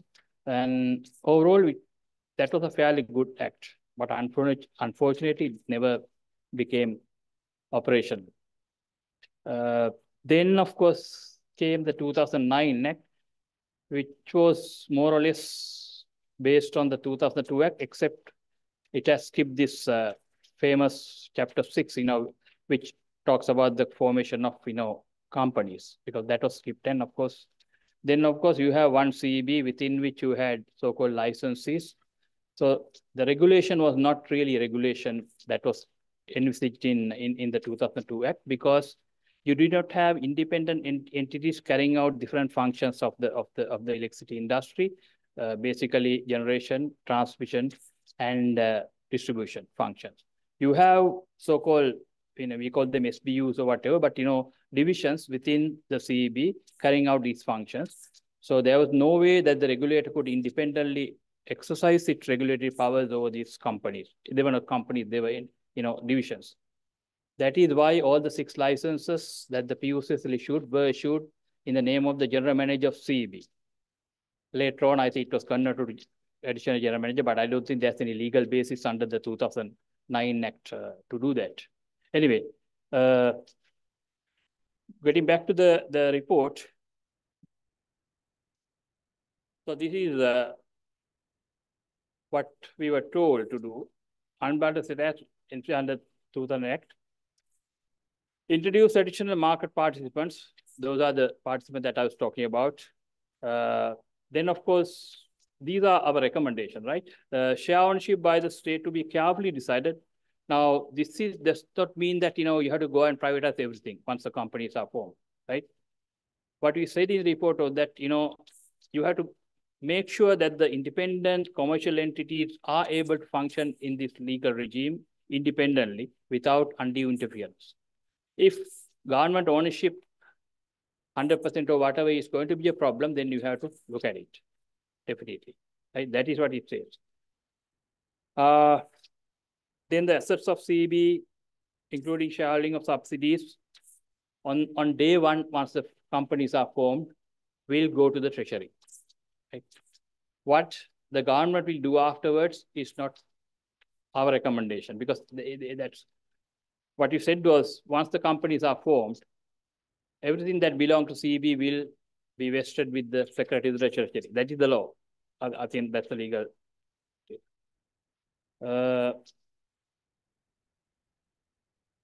And it has, of course, I don't know whether it's going backward, preparation of a transfer plan, legislative provision of a transition plan. That is because the moment you pass the act, you have a lot of other work to be done. Now, people who were involved in the 2002 reform process will remember there was a transition plan which was even gazetted. I think it was, the act was passed in 2002 December, if I remember correctly, and this transition plan was gazetted in 2003 January or something like that. So we were advocating something similar to that, which will talk about everything that I think was discussed before my presentation by the other speakers. All these questions should be addressed. How to translate what is in the act into, series of actions that has to be detailed out in the transition plan. Then, of course, there was another provision. I know this is a very controversial thing. That's why I highlight this, right? Because there are so many other provisions. I'm only picking out, something that will pique your interest, of course. Provision empowers the ministry to appoint a competent authority to exercise powers on the general manager, right? I know this is very controversial, but I think this recommendation was not made with any malice, but with the intention that the reform process should go on. If the current structure is going to stand in the way, then the ministry would have the power to appoint somebody and get the work done. This is not to run the CEB, basically. This is to manage the reform process, right? So on a lighter note, I think that has all been done, to some extent. Anyway. So this is, as far as the independent entities are concerned, I mean, this is, I think, I don't know, I'm going backward. Then, of course, the independent system operator. Now, that is one of the most controversial things that people talk about. But if you look at the recommendation that we have given, I mean, I don't want to discuss what is in the act because we were not party to that. But I also know what you know, what is in the act. But the independent system operator was brought in because that is a requirement in the current market. And the independent ISO certainly has a job to do, and we have separated, I mean, listed out some of the functions, right? The obligations of the ISO are, pretty standard. You can, get it from any other act or any other document, which are, ISO has been there for the last 20, 30 years in the market. But there are a couple of things that I have picked out from that, from our recommendations. One is the legally mandated to operate the BST. right? That is the BSTA is the one that will ensure the independent entities will have sufficient revenue to operate on its own or self-sufficient in revenue. That is what, I mean, even under the 2009 Act, BSTA should have been implemented. But of course, for the problem that we all know, that was never done. Maybe towards the last couple of years, there were some attempts to do that. But again, in the absence of, independent entities with its own budget and its own management, it is very difficult, because you're talking about, when you have CEB, you have the general manager on top, then you have the divisional heads, additional general managers or whatever, and then of course you have the hierarchy downwards, right? So the command comes from the top and it goes down, right? So in that situation, this BST cannot work, because these entities operate, the relationship between entities will be contractual in the regulated regime, right? So each will have a contract, power purchase, power sales, whatever you call it, and then they will abide by the contract. Those are enforceable legal contracts, right? This is how this game is played, right? Then so BSTA is water supply transaction account is a very important vital part of that. To enforce that, you need this kind of structure. Then, of course, one of the other duties that we recommend for the system operator is to independently carry out long and medium-term system planning, right? Now, you can argue whether long-term should be 20 years, medium-term should be 5 years. I mean, that's an academic argument, but at least the planning function should be exercised by the independent system operator, because that entity is best placed to do that function, right? Of course, it has to be subject to the oversight of the regulator. Right now, I know there was a mention that, the new bill that we are discussing has provisions for the minister to give instruction to the ISO. That completely beats the purpose of ISO, because word independent is there, system operator. Okay. This is, I think, I will just skip that. This is what I just talked about, regulatory oversight. One thing that we recommended was establish an independent regulator exclusively for the electricity industry. So we are talking about the new regulator, right? Again, the original idea was not to abolish the PUCSL. There has been experience of this type of change in other countries, as well as even the recent example of Sri Lanka. I think my colleague Asha will be able to explain it better. The recent Anti-Corruption Act. What is that? That's the name, right? Act. What it, I mean, even I don't know the details, but what he did was, you had this bribery commission, under the Bribery Commissions Act, then you had the bribery act. So they kind of amalgamated the two and brought in the commission into the act. And of course, under a new set of rules, right? So whatever weaknesses there in the Bribery Commission Act, I think they were expected to correct it. Whether they did it or not is a different question. I'm not getting to that because I know Harsha is an expert on that. Right? But see, we were trying to do a similar thing, bringing the PUCSL as the new regulator, but under the new set of rules, under the new act.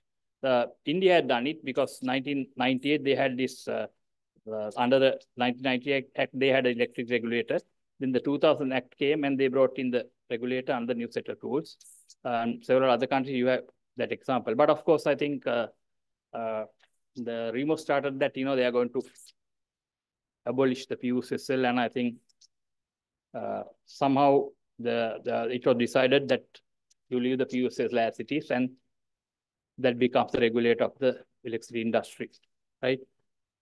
But no changes were made to the PUCSL Act. So there could be several conflicts and several missing links and so on. I don't think anybody has looked into that. So that's it, right? Okay. Then, of course, this is also one of the things I think even the ISL had commented on in its submission to the minister, define national electricity policy. Now, before that, there is a thing called integrated national energy policy, for which we had recommended an independent commission, but it's not the commission that was discussed, by the other speakers. This was a kind of an ad hoc commission consisting of ex officio members, and it's not a permanent thing. What we have said was, okay, you make provisions for this committee to be activated mandatorily and also almost automatically within 5 years or whatever, every 5 years or something like that. So that kind of provision we have recommended, but I don't think what came out was something different. So indicated national energy policy will be prepared, right? And institute an independent and transparent investment planning process, right? So this is again what I described before, so I will not go into a lot of detail there, because this report is fairly detailed. So I have just tried to extract some of the important things, but there's a lot of detail that go into each of these points. Then, this is the most important thing: legally mandated, cost-effective, and transparent system of tariffs, right? That we have gone into some length in that and described what it means. And self-sufficiency, transparency, financial commitments, incurred liability, and so on and so forth. Prudent expenditure efficiency to, there's the whole works. Last point, should not be a means to pass on the cost result from bad planning or whatever, right? So there's a obligation on the part of the licensees to be efficient, and there should be some provision to penalize them if they are not. So they should not be allowed to just pass on anything. They can't build the most expensive power plant and then pass on the cost to customers, right?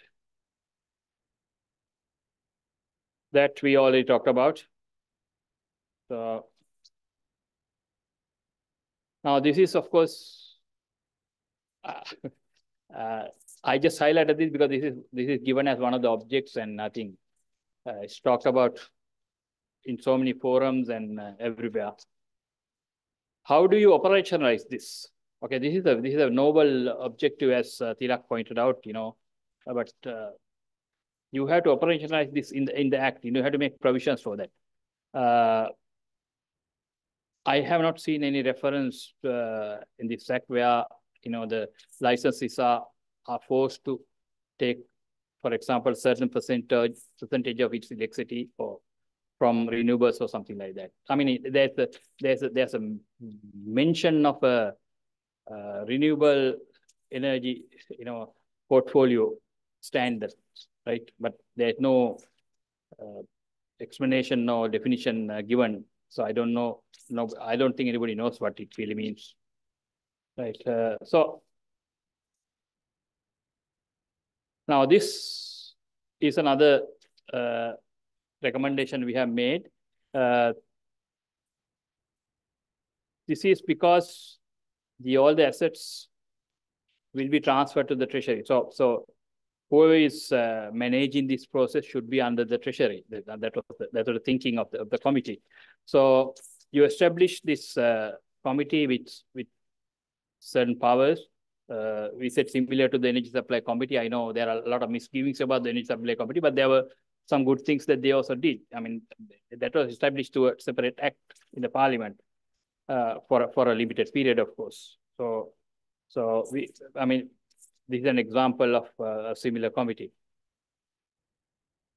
Then, of course, policy environment that does not allow for preferential treatment. So I think we can. And the anti-competitive behavior by individuals, and that is also something that the ISL has raised in its report. So we have already addressed that in our recommendations. Right. Okay. Now, this is the most important thing that I think a lot of people made reference to that. Legally mandated transparent procurement process. So we have not only said that you have to have it, we have said why it is necessary. Bring credibility, certainty to the reform process, right? Because that is where I should start. The process itself should bring credibility, because in the eyes of the investor or whomever is planning to become players in that. Tangible steps to enhance industry credibility to make attractive to potential investors, align with electrically and economically driven long-term planning. So not only that, it should be aligned with the plans that we make. That point, to move away from practice of accepting answers. This is a definite proposal that we have made, of course. As Tilak said, it's it has not materialized. Consistent with investment identified. Okay, that's it, right? Okay, now this is the commission that we are talking about. This is what we had recommended. Not a permanent body, but designed to be mandatorily and automatically considered at specific intervals. Because ex officio members entrust overall national planning responsibility to them. So they will basically oversee the planning process. Now, this is one of the recommendations that was never sort of accepted, establishment of a tribunal. But I think it was done with good intentions, because in the present law, there is no provision for example, for a licensee to, protest against or, complain against a decision made by the regulator, other than going to Court of Appeal or something like that. So we wanted to have something intermediary, so that there will be a dispute resolution process. That's it. Thank you very much. In fact, I could see the fundamentals of this your work, and I can see your recommendations which you made for the reform process have become part of the draft bill, if I'm not mistaken. Some of the points, for example. Well, I prefer not to answer that question, okay, because this is not a question. This is not a question. Yeah. So what I want to but there's a lot more where that came from. I have just picked only the most important ones. If you read the report, I think there are a lot more to it than. So I just want to have one single question, a simple one, hopefully. Out of the recommendations, what are the recommendations that have never, that have not taken to the bill at all? Yeah. Well, that's a $1 million question. Well, you want it as a percentage, or I know it's. Let me put it like this. I will try to be as diplomatic as possible, because I was working in the committee, and I think one should not be criticizing its own work. Well, it's not our work, the bill. Anyway, I think some of the concepts have been lost, in the sense, what really this report did was to develop the conceptual framework in as much detail as possible. We try to do that, and in a way that most people would understand. And of course, legal drafting is another ball game, right? So once you develop the concept, you have to basically you work with the people who develop the concept, because unlike some other acts, like criminal acts or something like that, this is a highly technical. This has a highly technical content, right? Even within the committee, I think we had a lot of discussions, explanations. I think at least I think people in the committee learned a lot from each other, and so I think the drafting was done probably in isolation. So somebody looking at the report, I'm guessing, may not have understood the thinking or the real concept that has been developed by 8-9 people, over a period of two months, which is not a very long time, but we kept it in the timeline given to us, 2 months. We did it, right? And then the first draft of the act, had gone to the legal draftsman department on May 1st, 2022. Long time ago. So you have to wonder what happened from that date. Right. So 23. Okay. All right. Thank you. Thank you very much. I'll get back to you. Right. So can I take you next? Yeah. Since we have Mr. Harsha Fernando, who has also been a member of this committee working with Dr. Sushanta Pereira. Yeah, 23 years. He's not going to make a presentation. Yeah, instead I will ask him a very general question. What is the role of law in the reforms process?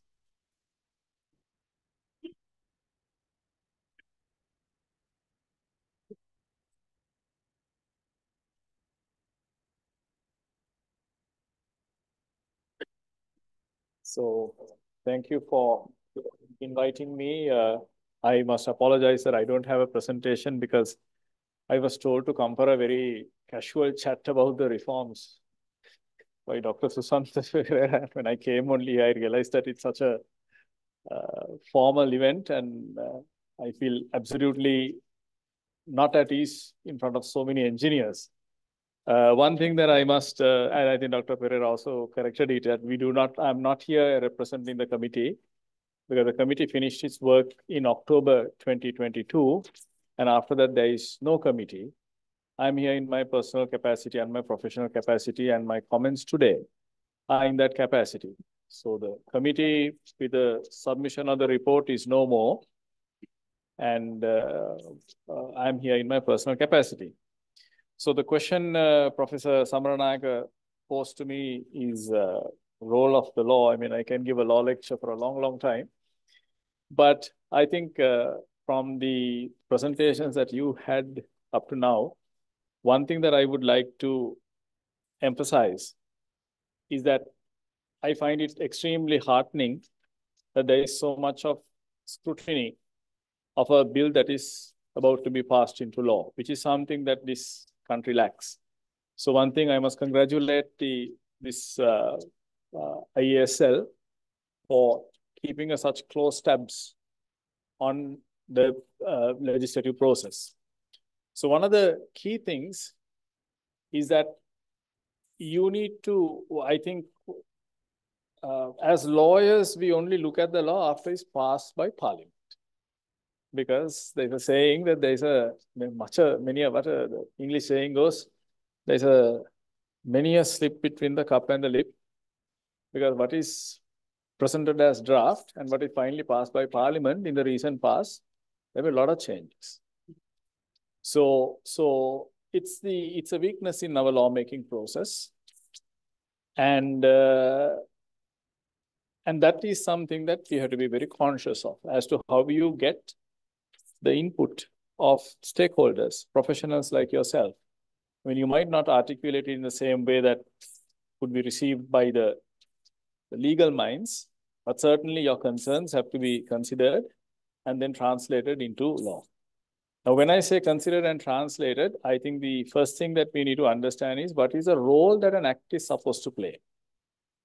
So if you look at, I think the speakers before me highlighted the transformation of the sector, and you will find that at every step of that transformation, there is a reference to an act. So the first question in analyzing any law is that you need to understand how much can a law achieve? That's the fundamental question. So when the committee was constituted, at the time when we didn't have fuel and I think 13 hours of power cuts, I remember committee members going from region to region where the power is switched off to finish the committee report because of the power crisis. So during that time, we saw it as ourselves, our responsibility being to coming up with a policy document. Now, the difference between a policy and a law is the policy document sets the broad parameters and the law converts into enforceable framework. Now, I use the word framework advisedly, because the lawyer ideally is not supposed to put everything into it. That's again a policy choice. How much of it will go into a law?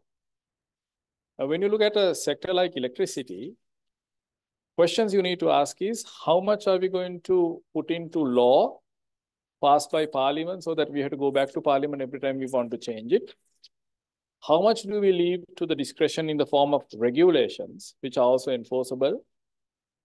And how much are we going to leave to the market mechanics to play about? So those are the sort of the three choices we need to make. Now, as to what aspects of the industry should be left for market dynamics, what industry should be left for parliament through law to regulate, what should be left to be prescribed in terms of regulations, or what should be left in the form of policy is a strategic decision that the people responsible for this drafting should make, so that the law will incorporate those in that manner. Now, Dr. Samaranayaka asked a question, what's the difference between our report and the law? If I may say in your language, it got short-circuited somewhere. So I think if you look at our report, and it's sad that the report did not attract this level of attention, because if it had, I personally believe, and I believe Dr. Susantha Perera also might concur with me, that we would have formed a nice dialogue. It doesn't mean that you have to agree with everything in the report, but we could have formed a nice dialogue that could have fed in to the lawmaking process. So I will read that particular paragraph that Dr. Susantha referred to. The committee does not wish to present a comprehensive draft act, as the committee is of the view that the new laws must benefit from the institutional learnings of the relevant departments responsible. So that's the way we saw our role. Now, if you look at, when I looked at the sector, I mean, I come in as a legal person, but when I looked at your deliberations on the sector as guided through the several PowerPoint presentations that came through, I could see a few things. Number one is, if I looked at the first presentation, Dr. Vijaypala's, he identified 10 weaknesses. Out of it, only 3 were technical in nature. The rest of it was all legal and management. Right? So that itself shows that the sector essentially has a management and a legal problem. So if it is a management and a legal problem, then the question is, how do we change it? Now, when we change it, if you look at the way the history was captured, you could see we started from I think the first was government departments directly supplying electricity. Then we created the authority model, which was supposed to confer some degree of independence from the government. And then the CEB was born. Now, I think rather late, we are now talking about a completely different model, where we say, take government out of things that should be decided by market economics, and let's come up with a structure that market economics will regulate using those dynamics, the competition law dynamics. But the problem is, because electricity is an essential service, it impacts our security and a lot of other things. It has a public interest element. The government cannot completely take its hands off. And therefore, as a compromise, we come in and plug in this thing called the regulator, who basically is like a referee in a match, where you allow the participants to play, but you lay the boxing ring and the rules so that everybody plays according to the rules, hoping that we will get the kind of outcomes that we are looking for.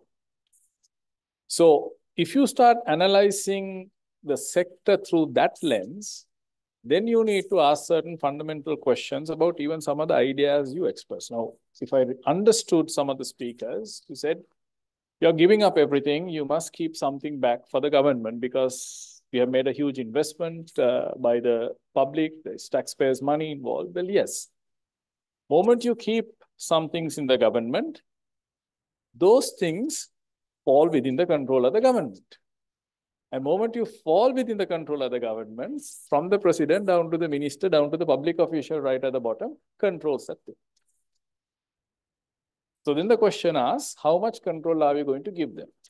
So we can't at one point say, look, let's go for competition. Let's get market dynamics to regulate the sector. Let's get efficiencies through that. On the other hand, say, no, let's keep some of it to ourselves and let's control it. Then on the one hand side, it's too much power for the minister, but let's keep this within the government. Minister will anyway get involved because that's the way our governance structure is formed. So this confusion has to be taken out. Now it's easier said than done. That's why if you look at our committee report, what we tried to do was, what is the sector now? Where do you want it to be? Now the question is, will bringing market economics bring the cost of electricity down? I have no idea. Only time will tell. We can look at examples from other countries. But the issue is this. Just because one structure worked in another country doesn't necessarily mean that it will work in this country.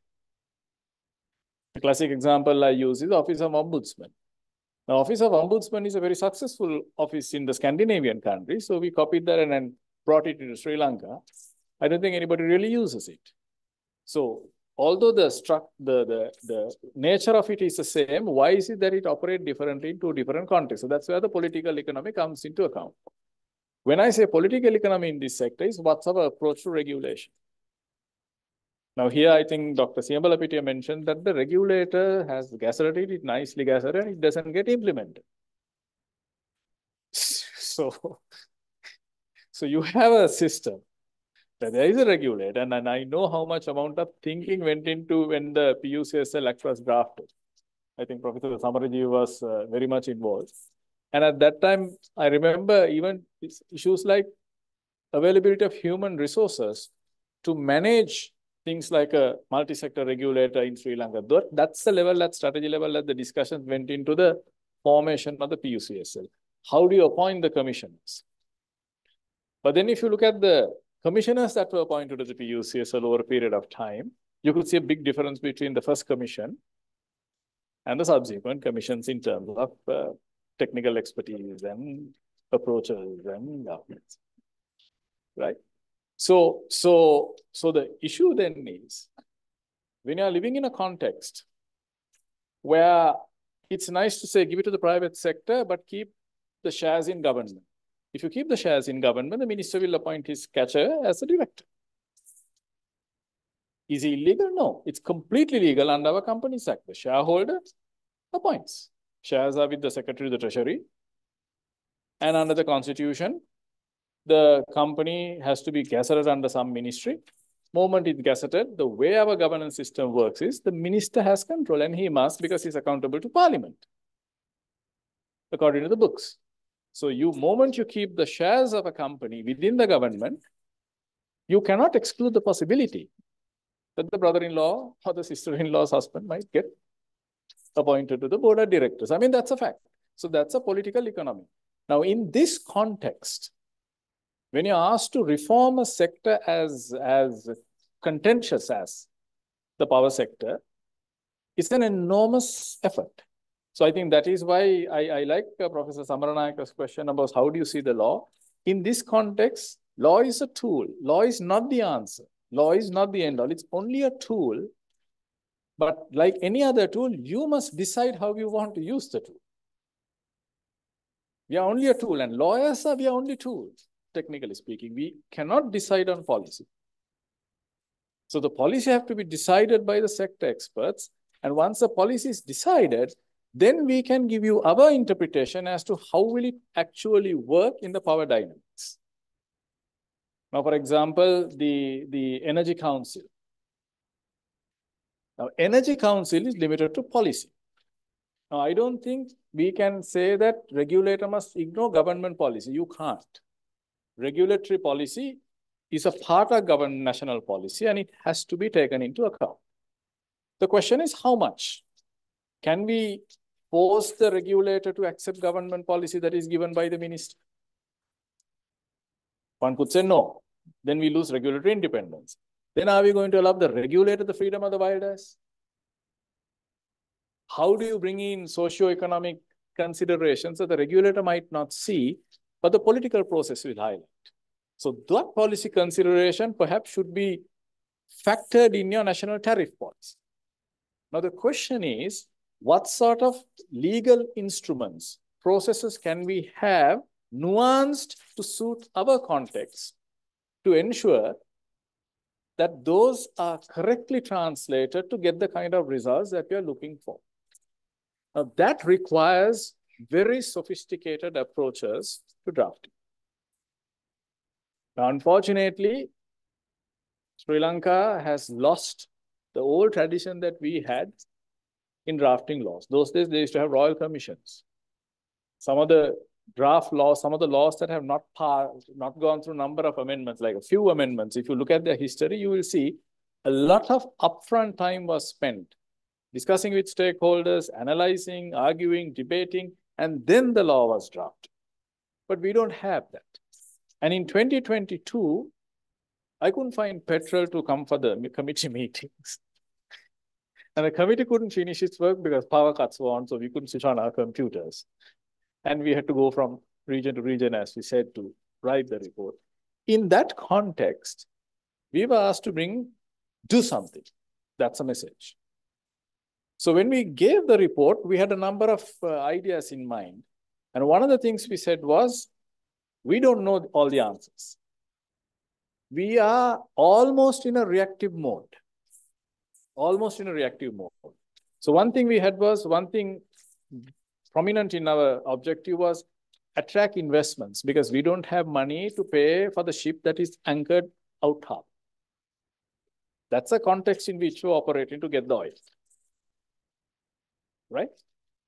So one thing we said was attract into now. Even for attracting investment, we proposed two things. One is come up with a bankable sector, where you go and show the sector legislation, sector regulation, the sector dynamics, where a foreign investor would look at it and feel, I don't mind putting my millions of dollars into this. Genuine money. Would a lawyer who will do a due diligence of one of those foreign companies look at our law, our regulations, our role as the regulator and say, Sri Lanka is good, return on investment in this sector is X number of years. So I would recommend that according to my due diligence, you have certainty in the legal framework, go for it. That is the one thing we looked at.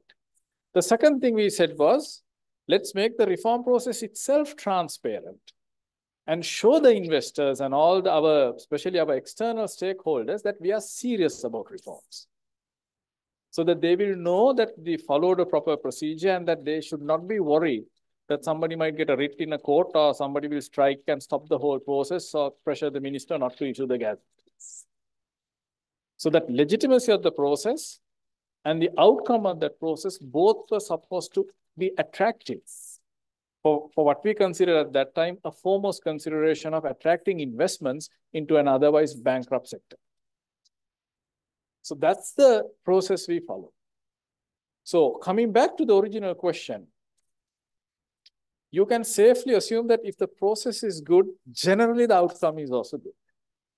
Now the problem is, we had a report that was handed over in October after that committee had dispersed. We became functus, as we call it in legal terms. And then a draft bill came. Now, even I presented my own comments to the draft bill after having seen that, because there were lots of things which I thought could be improved. Now, here's the problem. Draft bill has been gazetted, but luckily, the minister has come out public and said he's open to receiving comments and revising. Now, I sincerely hope that will take place. But the problem is, do you have a window of opportunity to present your findings? There's only one. That is, when the law is placed in the order paper of Parliament, any citizen will have 2 weeks to file a petition before the Supreme Court and challenge the provisions of the bill to the extent that they are not congruent with the Constitution. If you say that, no, you should not have X amount percentage in renewable energy, that the Supreme Court will not look at. But the Supreme Court will look at is there ad hoc provisions for ad hoc decision making, that the Supreme Court will look at. is there confusion between the institutions in the sector? On one hand, you are saying we want independent regulation. On the other hand, you are giving policy-making authority to the minister, and those policies are forced. The idea is government makes policy and the regulator considers those policies, and using those policies comes up with a regulatory policy. So whether we reach that stage, only time will tell. Can laws get us there? I think we can, if we have that sophisticated approach to law draft. All right. Thank you very much for the elaborative answer. Yeah, we have to manage the time as well. No, thank you very much. Sorry, I ask a lawyer to talk, he doesn't stop. Yeah, thank you very much. Next, I invite Dr. Narendra De Silva to present the utilities point of view on electricity industry reforms.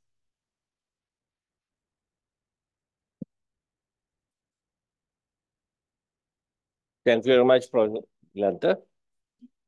I think the context is very well in place to discuss the utilities perspective after Harsha celebrated legal context.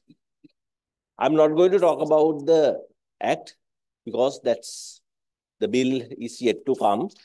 And I think it's preemptive to discuss of the act. But I think it is pretty contextual, as Harsha just now pointed out, the utility expertise. And in utilities and the sector, how do we see the reforms? Because as Mr. Harsha very accurately pointed out, now it's high time that we have our own concepts of reforms. So rather than just talking about an act and the defects and correct things, we must have our own context. Can I have the next slide, please? Right.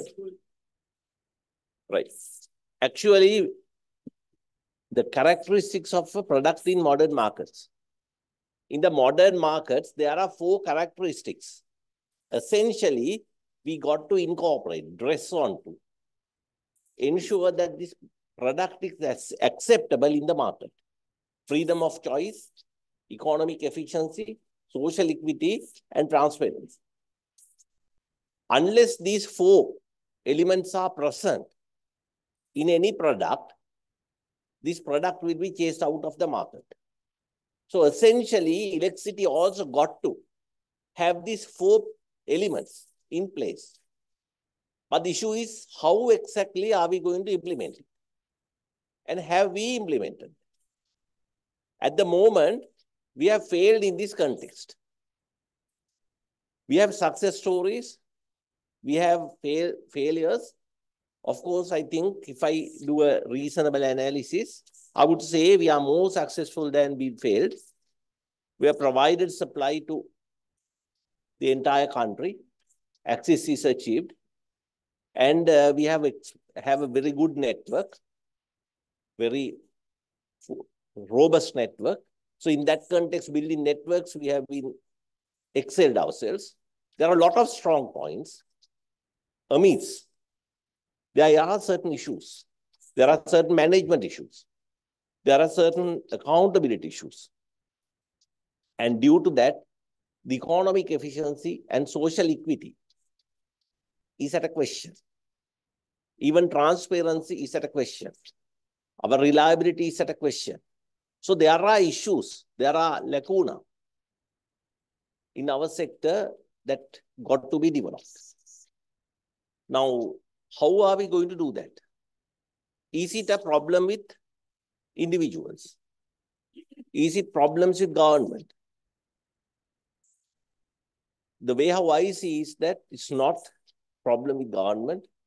It's not problem with individuals. The cross-dialogue of the utilities blaming the regulator, regulator blaming the utility, and we blame the government, that's not the issue. Issue is the structure. The predominant issue is the structure. So this structure got to be changed. The structure got to be changed in order to achieve the marketability of our product. Having said that, let's look at the sector. What do we mean by the sector? I think this point is already been elaborated. Sector comprises of three vectors or three elements predominantly: policy, operations, and regulation. It's like plan, do, and check. The policy gives the planning, overall plan, the socio-economic plan of the sector. The operators do operate it. We do the operational planning and we do the implementation.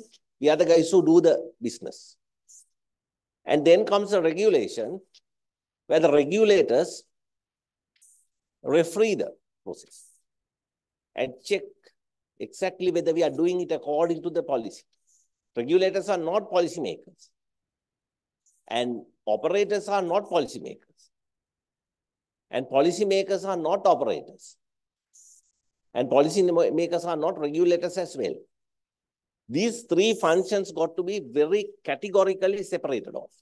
There must be checks and balances, but separation of power, separation of functionality of these three elements must be ensured.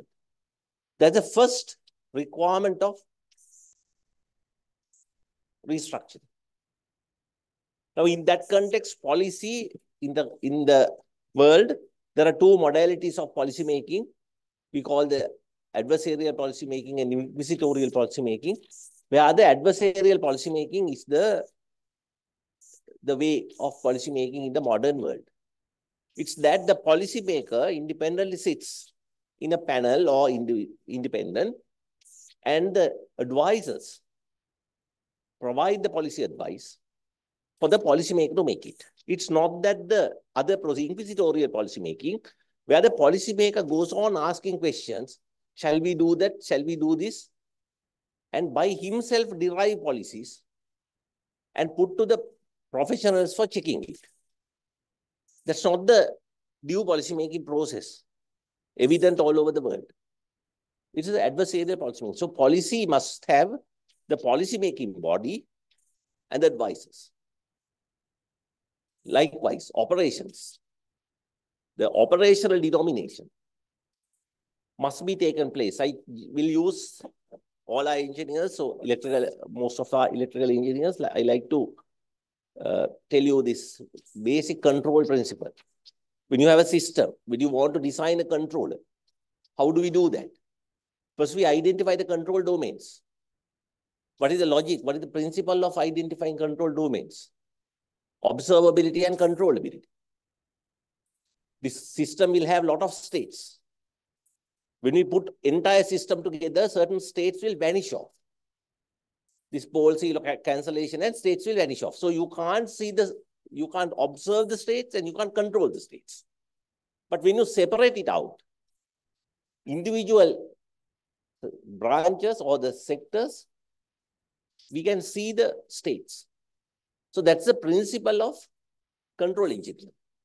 We identify the control domains, separate them out so that we can see the states.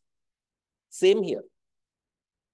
For an example, I will give you a small example. Say, thermal companies. The hydro companies and hydrothermal dispatch. The dispatch formulas are totally different. Dispatch models are different. So you don't put hydro and thermal together and make a company, because that company's operational strategies are entirely different, within which you will miss certain important states, base load operation, and the peaking plants. You don't put together. Even look into the world utilities, generation utilities. Even if they have hydros and thermal, they will have separate branches. Why? Those are separate business models. So this operational segregation. And when you go to the regulation is through regulation also, you have those kind of principles as to how the sector be regulated. As Dr. Suvantapera very accurately said, sector cannot be regulated by general regulators. that got to be essentially sectoral regulators. A regulator who regulates all over the transport and electricity and energy and all that cannot derive the expertise that is required for a regulator to have within a short period, because you can't let regulator go on experiencing or go on testing things. Finally, I'll come to the issue of governance, which is the most critical, predominant and issue here.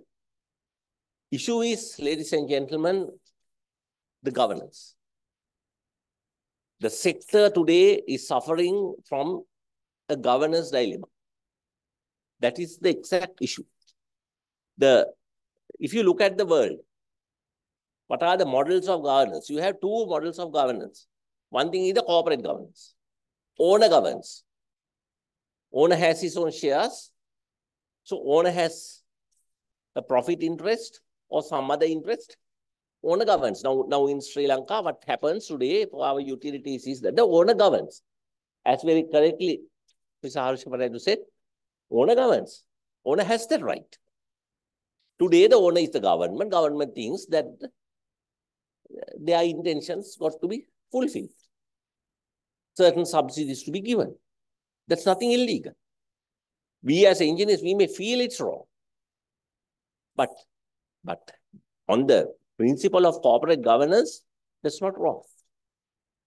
There is another model of governance, which I think as IESL, as professionals, we got to advocate. That's called the professional governance. There are certain rare institutes where this is a failed model, I must tell you. But still there is a model of that nature.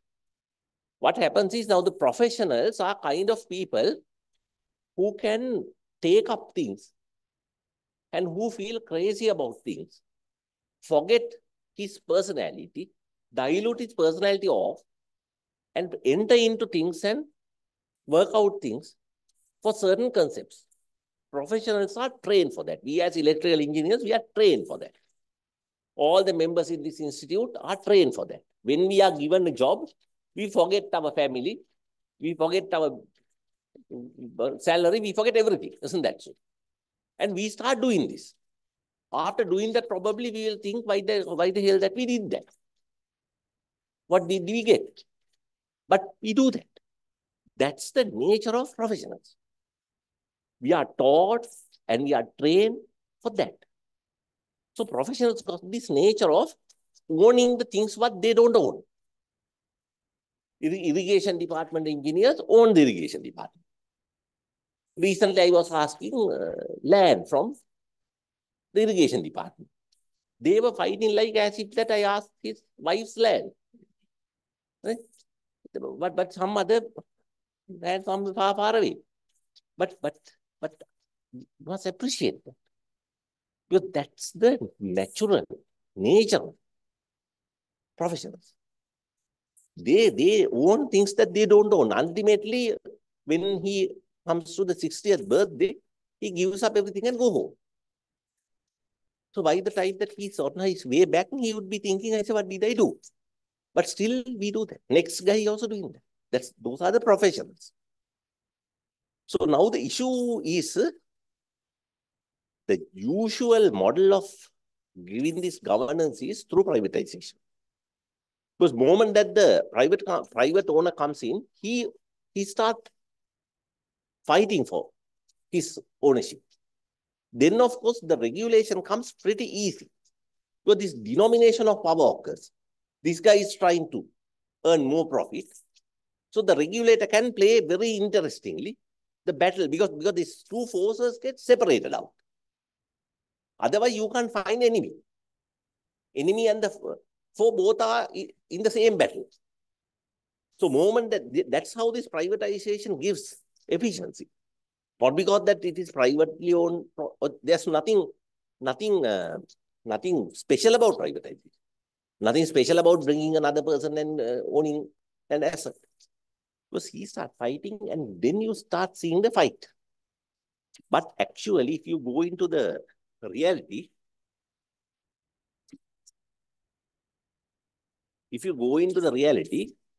even the private ownership, they use professionals. If you look at the private company, still private ownership is not the one which runs the organization. It's the professionals. Private owner knows exactly how to get a professional and induce that feeling of ownership of the professional. Whereas the government has failed in doing that. So issue here is not about the ownership, that I must stress. Issue is not about the ownership. Issue is that the government as the owner has failed for this professional's natural behavior of the pseudo feeling of ownership to be induced. What the government does, they take us to court and strip ourselves. They produce audit reports. Whatever you do, you get audit reports, you get hammered, you get stripped off. After some time, what happens is any professional who is self-motivated gets little by little demotivated. And he hands off, he gives up his own feeling of ownership. There may be few of crazy guys who still holds ownership and who will still get hammered until he's retired. But most of the guys give it up by 45 years, sort of. My marker is usually 45 years. By 45 years, people give up. This is enough. So we must understand that, as Mr. Harsha Fernando very correctly said, either if that we advocate for this keeping it to government, then essentially this government got to give up that governmental control. They got to realize the fact that public service and public enterprises are different. Public enterprises are commercial businesses to which government has gone in. So government got to understand these things cannot be done as if that you are doing the government business. They have to separate out the rule base. They have to establish a new management structure for public. What I'm talking is not for CEB, not for Sri Lankan electricity utility, but for the entire utility, entire public sector. You see, public enterprise, all are in a bunch at a failure. So either government got to understand, we got to understand ourselves that this rule base got to be changed. This audit context got to be changed. This public accountability context got to be changed. And a separate, robust accountability modality got to be established. Or else, give it to somebody who can do it. The unfortunate issue is this: unless this governance is established, this sector is not going to be reformed.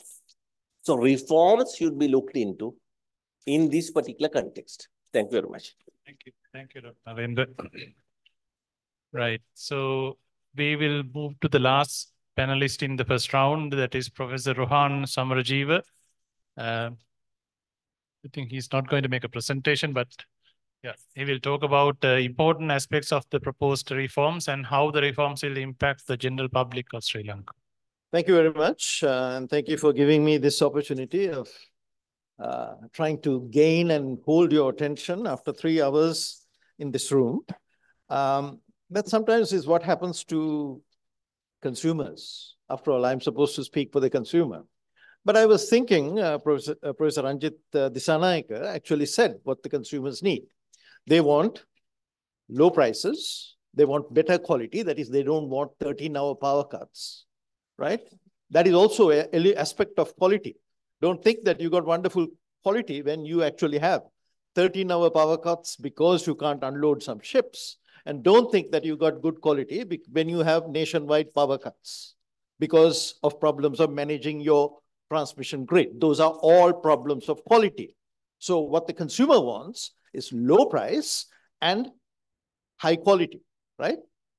That is something we can rely on, that we can depend on without buying backup generators and then hunting for diesel to power our backup generators, right? So that is what they want. And as a former regulator and as somebody who's been teaching this subject for a long time, I have to say that you can't do these things without adequate investment. So investment is part of the package. You have to provide the right conditions for investment if you want to give good service to your customers. So the question is, how do we do these things? Now, I think it was Tilak or somebody who said, you cannot have low prices if your costs are too high. I think it was Susanta who said that you cannot have a tariff system which passes through, he said nice words like bad management, bad financial planning. I'll tell you the word that was not said. You cannot pass through the fruits of corruption, right? That some people have taken commissions and therefore the coal is overpriced and therefore the price of electricity generated by coal and the whole cost model is distorted and it's passed down to the consumer. They said, you shouldn't do that. I agree, right? So now the challenge is, if we are to look after our consumers, we have to do something about this. Given the limitations of time, I will simply talk about price, right? I can talk about price, I can talk about quality, I can talk about investment, but I'll just stick to price in order to save you your time. Now, when I looked at the 2022 data that was supplied as part of the tariff application, 90% of the costs in that tariff application was for coal for fuel, right? 90% of it was for that. Now, if you really want to make a dent on costs, I mean, if that is what you got to do, you got to bring down the costs. If you're going to give low prices, you got to do something about the 90%, right?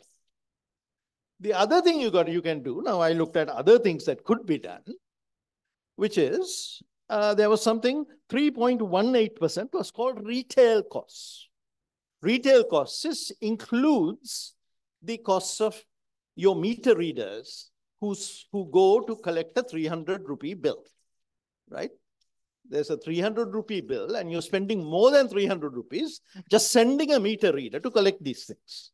And then on top of that, you're giving these people allowances, bonuses for reading the bill. And then there's another bonus for, I believe, reading the bill well, reading the meter well, right?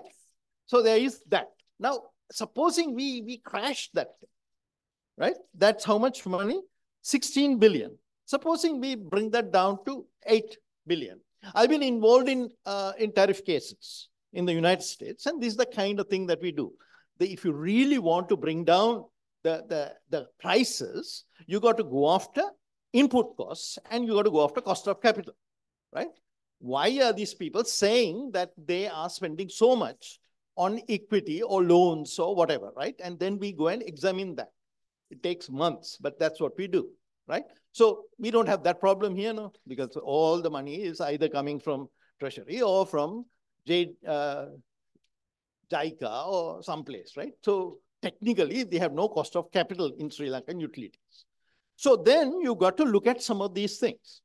Now the question is, if the regulated entity, right?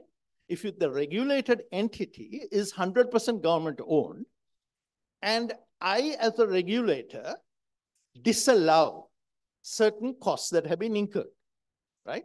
I disallow them because that's under the reasonableness criteria. This is not reasonable, right? So now these coal purchases are not reasonable, I say. Okay, so I won't allow them. That means you can't include it in your tariff case. You have to find that money from somewhere else. Now, if it was a private investor, that would go out of his profits. That would go out of his shirt, right? And he would fire the managers who lost him all that money, right? Remember, these are big numbers. If 3.18 is 16 billion, you can imagine what 90% of that is, right? Right? That's about, a huge sum, right? Now, you in a government-owned system where this professional governance of Narendra's is active, what are you going to do? You can't take it out of their salaries, right?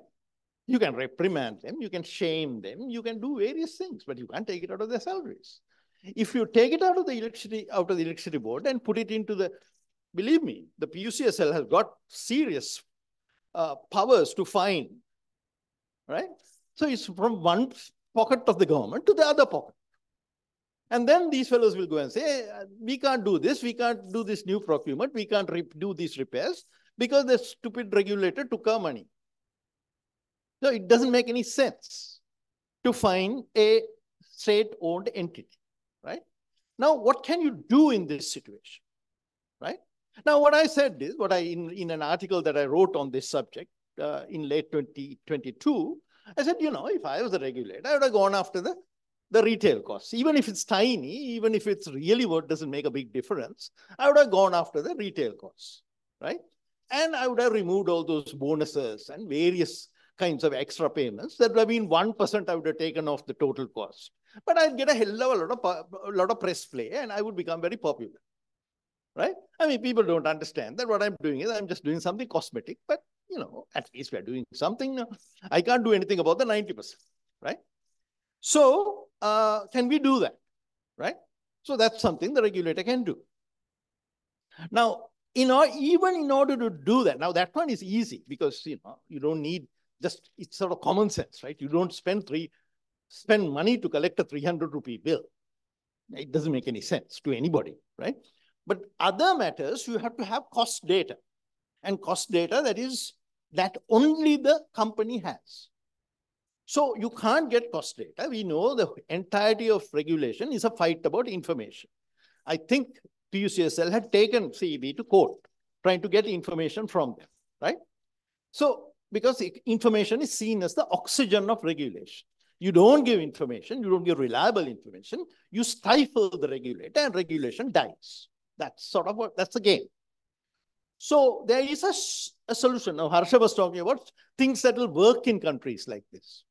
So if you can't get that kind of information, if you can't hire the consultants who can't interrogate that kind of information, you don't have the time to do that, then there is something called benchmark regulation. So you get more or less comparable units and you look at their cost structures, you do some statistical manipulation to make them even more comparable.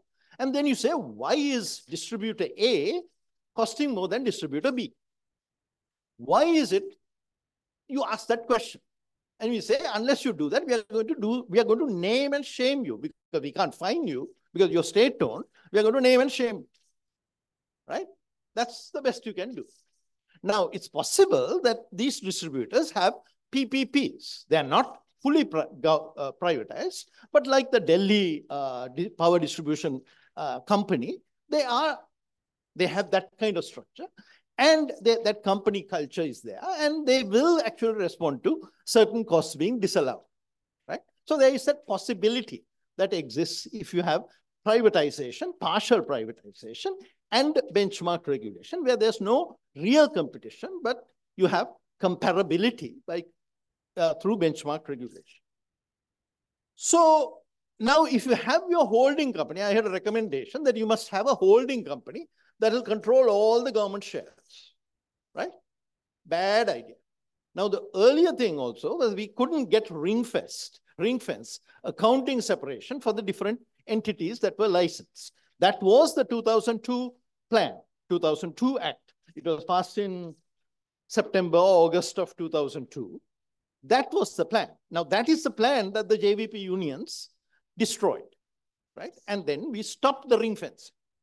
Now, if you want if you can't give me ring fencing, I support this act. I support this act, whatever its imperfections, I support it because it's likely to give me the possibility of doing benchmark, right? But if you have a holding company on top, game over. Then the holding company will have to create that culture where nobody gives information and you don't get the kind of incentives that will work even under naming and shaming.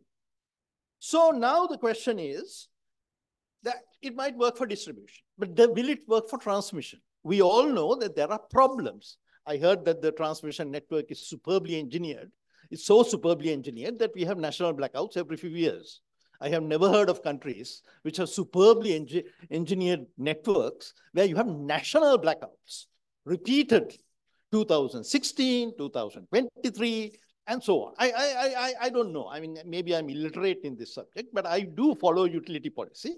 And you can have parts of the network going, but the whole damn thing going out, I don't think is a sign of good design, good transmission engineering. Furthermore, we know that as more and more renewables come in, there's a problem with transmission, not only here, in every country. In the United States, it's running 5 years late to take renewables into the network. That means you have to have massive investment in transmission. How are you going to create the environment for investment in transmission if you're not going to allow even two transmission networks, if you're not going to allow investment in transmission, right? That's why you need the money. But you now have a rule which says there'll be a national transmission provider, 51% government owned. Why?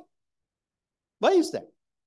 Is there no precedent for transmission networks being owned by the private sector? I think the Chinese own parts of the Australian grid, right? What's the problem? Then it's their investment, right? Do we have the ability to regulate the transmission emitting entities' behavior? Do we have the tools to regulate the generators to make sure that their costs are reasonable, right? That is what is missing, even though we are creating the separate companies.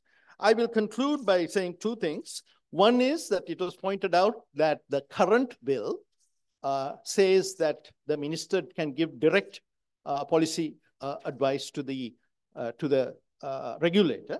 I pointed out in my submissions, I also did submissions, that was not a good idea. And in fact, it would require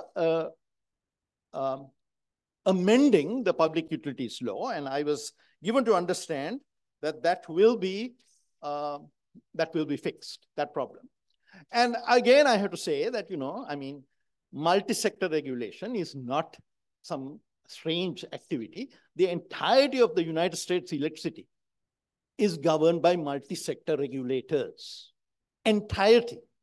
Not only the United States, but the Virgin Islands and Puerto Rico and all those places, Guam, are regulated by multi-sector regulators because regulation is a thing with peaks and valleys. And you have divisions that deal with electricity, and you can have another division that deals with something else. Unless you want to increase the number of people working for the government from the current 1.4 million to about 1.8, I would urge caution in creating more and more new agencies. Like in this, we are creating an advisory body, we are creating a national system operator. There's a whole lot of entities now being created, which I addressed in my comments. Thank you very much. Thank you very much, Professor Samarajiva. So I have good news for the audience because up to now, the panelists have answered fully or partially my next questions. Therefore, in the interest of time, I decided to take 3 questions from the audience here, which I didn't have in my plan originally. So if there's anyone to take this chance.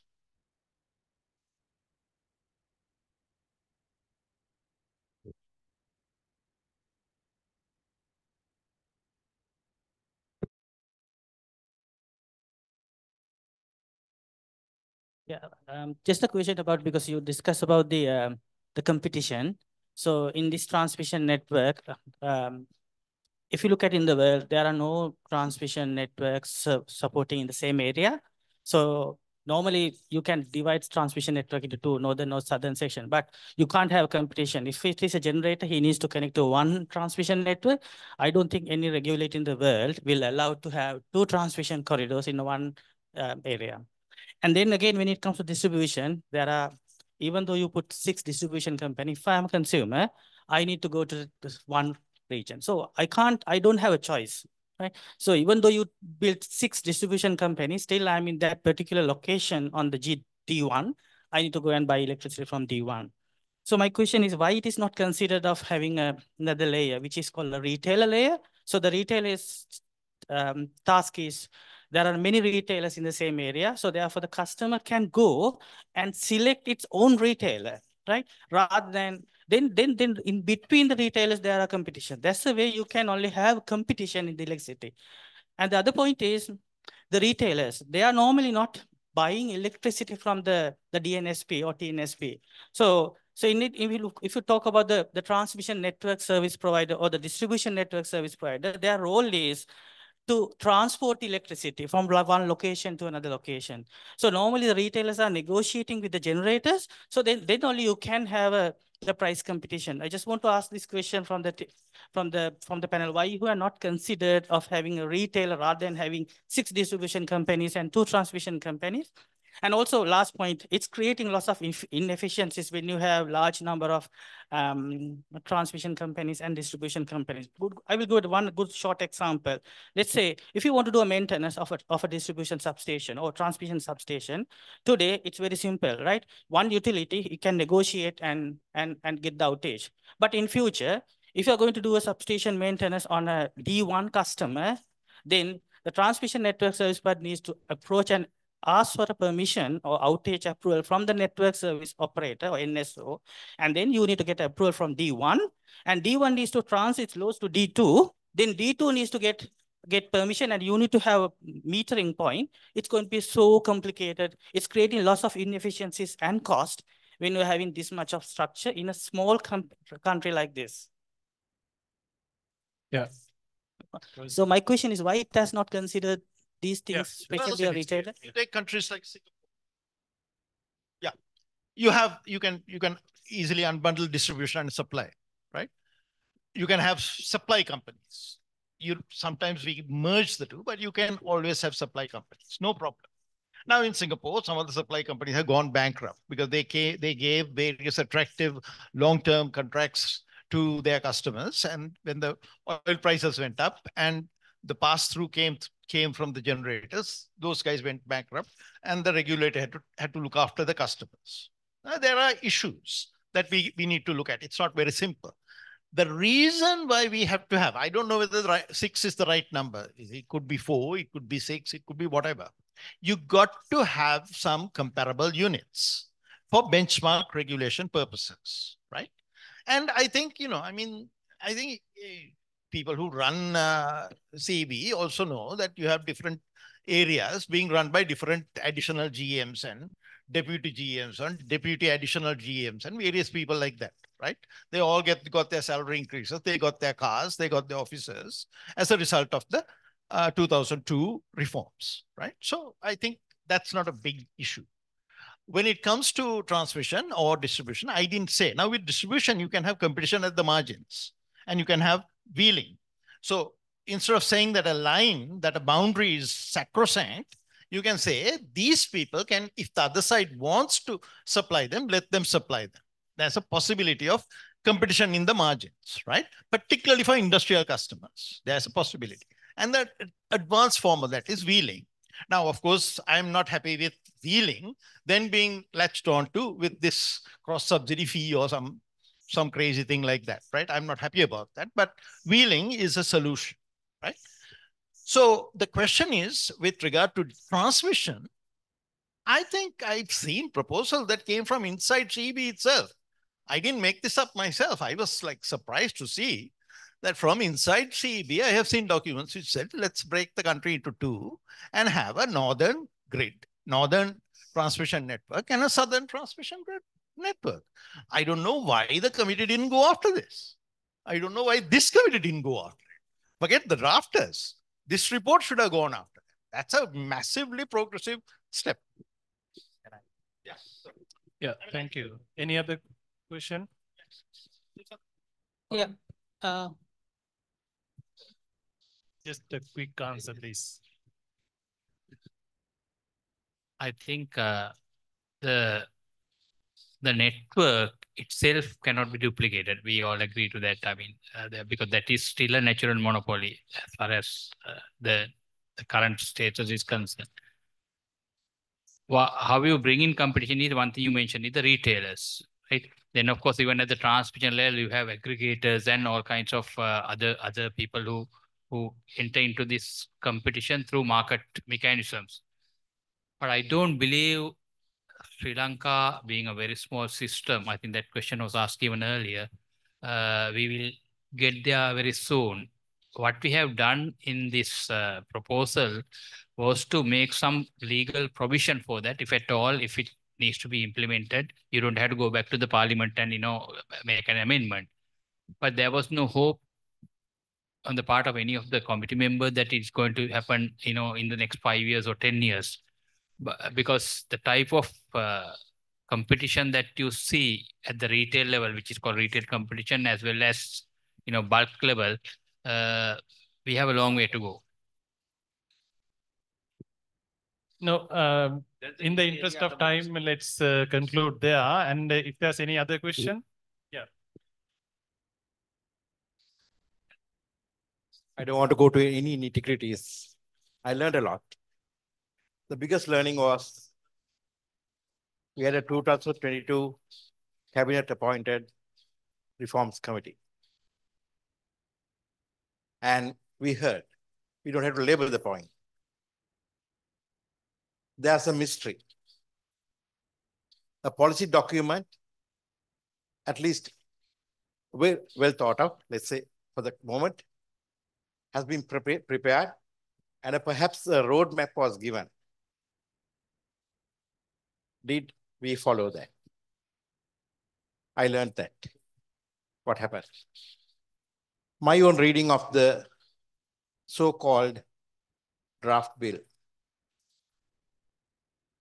something that should have never happened has happened in our country. That document went around in the social media as a clandestine document. Nobody knew if this document is authentic or not. But we took upon ourselves from the IESL to think it was authentic and took our time and gave our comments. Fortunately or unfortunately, that is the draft bill. Our village robber knew better. He put the muttiya first. And follow that muttiya, you put the genuine one. Here you put the muttiya and the head straight into the hole. My question is the government in panic? Everybody was asking for transparency. Even the committee members are asking for justice to their committee report. We should give a clear message. Still, it's not too late to amend our course and take the right step forward. My own reading is we are going into a situation, we are talking about governance. If this particular bill, fortunately, I heard that it's being revised extensively. Still, it's being revised in closed doors. We have written twice from the IESL. Still not even a word of acknowledgement. What more can we ask? We represent 24,000 engineers. We had 2 or 3 open sessions, soliciting views, considered views of professionals who have been in the sector, getting involved and saying what we need to do. My reading is, if this is what's going to happen, the sector will become ungovernable. I stop. Can I just add to what the gentleman said? I think as a lawyer, the fact that we have the committee report and then we have this draft bill in whatever form, the draft bill is a recognition of the need to reform. Is it up to the same level of everybody's expectation? Perhaps not. But your question is government open to changing it? Well, with the limited interactions I've had, my impression is at least some of the key decision makers are. So that's a positive thing. Now the question is, how do we convert that into realistic outcomes on the ground? So the fact that even after gazetting, the government is willing to do, as you termed, extensive revisions. That's a very positive thing. Now the question is, how do you ensure we have got a reform secretariat apparently now formed, which is supposed to be the institutional knowledge base to do that? And the fact that we are having this seminar, I think it's a positive thing. And we need to keep pushing, not only for this law, but for so many other laws. But by and large, having dealt with number of laws and being in the legal field, I think the net direction is positive. Whether it will take to the destination to the extent we want, only time will tell. Thank you very much. One last question. Yeah. My question is now, I guess I wonder why a lot of experts, politicians, and all experts are taking so much of time and struggling and, fighting to prepare the fund sector reform. Now, in my opinion, if they want to do a scientific reform, whether any sector, say take the power sector, they have to ask what's wrong with the present sector. Now, according to now, I have been in the industry for last 30 years. Now, maybe there are areas we have to improve. Maybe transparency, competitiveness, efficiency, and independence. Now, if those are the area you have to reform, so there are best practices and there are models available in the world to address those issues. Now, I think we have started in the wrong place, and we have started somewhere else. And drafting now without deciding what is the reform model that you are going to have in place, you are drafting the bill. That is very wrong too. That is because the entire bill revolves around the model. Now those are the things, we must, if you want to do the scientific reform, now you look at these horizontal unbundling. Now there are various, now the whole purpose of horizontal unbundling is to create the competitiveness. Now, is there any scientific way of unbundling these companies, especially in the generation companies? Maybe if you have a more distribution companies, you can have competition, benchmark, things like that. But it's not happening. So what is the view of committee members and the experts? I mean, your point is taken. I think for any law, not only for this law, but for any law, it all starts by looking at international best practices, what has worked, what has not worked. So there is a lot of scientific thinking goes into it. So for this bill. Some of the concepts, some of the scientific concepts, you might agree, I might disagree. So then it becomes a process to decide which one is best. Then a lot of it is guesstimate, especially if you're doing major reforms. Your point is well taken that scientific basis, good philosophy, good principles should be in there. But at the end of the day, reforms is not a scientific process, it's a political process. Reforms can only be led by a political process, not scientific process. Right. With that, I think you want to take? All right. Okay. From the online participants, there's one question. What are the benefits to the consumer by recommendations? Any expected cost reduction for the consumers after reforms recommended by group, including Dr. Sushant? Maybe you can answer. I think the gentleman had noted that I'm not given a chance to answer, so I think he has specifically mentioned my name. Right. Good question. What are the benefits to the consumer by recommendations? Okay, let me answer that as shortly as possible, which is not easy. What is it that we are trying to solve here? I mean, what is the problem that we are? I mean, some of the people in the audience as well as some of the speakers touch on that. you know, what the sector, particularly CEB, has today is a serious management problem. I think Dr. Narendra also elaborated on that, right? Which has I mean, I'm not saying that only CEB is responsible for the problems that we are facing in the sector today, but of course you cannot forget that we have a serious lack of accountability and responsibility in the CEB, and I think Professor Samarji also mentioned some of these things, right? So we are trying to address that, and as Dr. Narendra said, the present governance structure has miserably failed to address that for the last 50 years or so, at least since 69, right? So what are we trying to do? We are trying to bring in a separate governance structure, which is a kind of, you know, different management.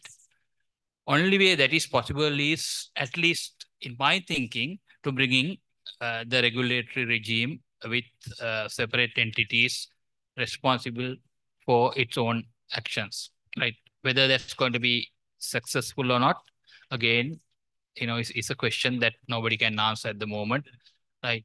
Now, one of the main problems that I think is evident in even that question is whether the cost of electricity will come down.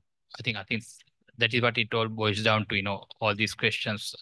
That again, you have to understand why the cost of electricity is so high, simply because we have failed, whether it's CB, government or whomever, we have failed to build low-cost generation during the last, I don't know, 20, 30 years or whatever, even beyond that, right?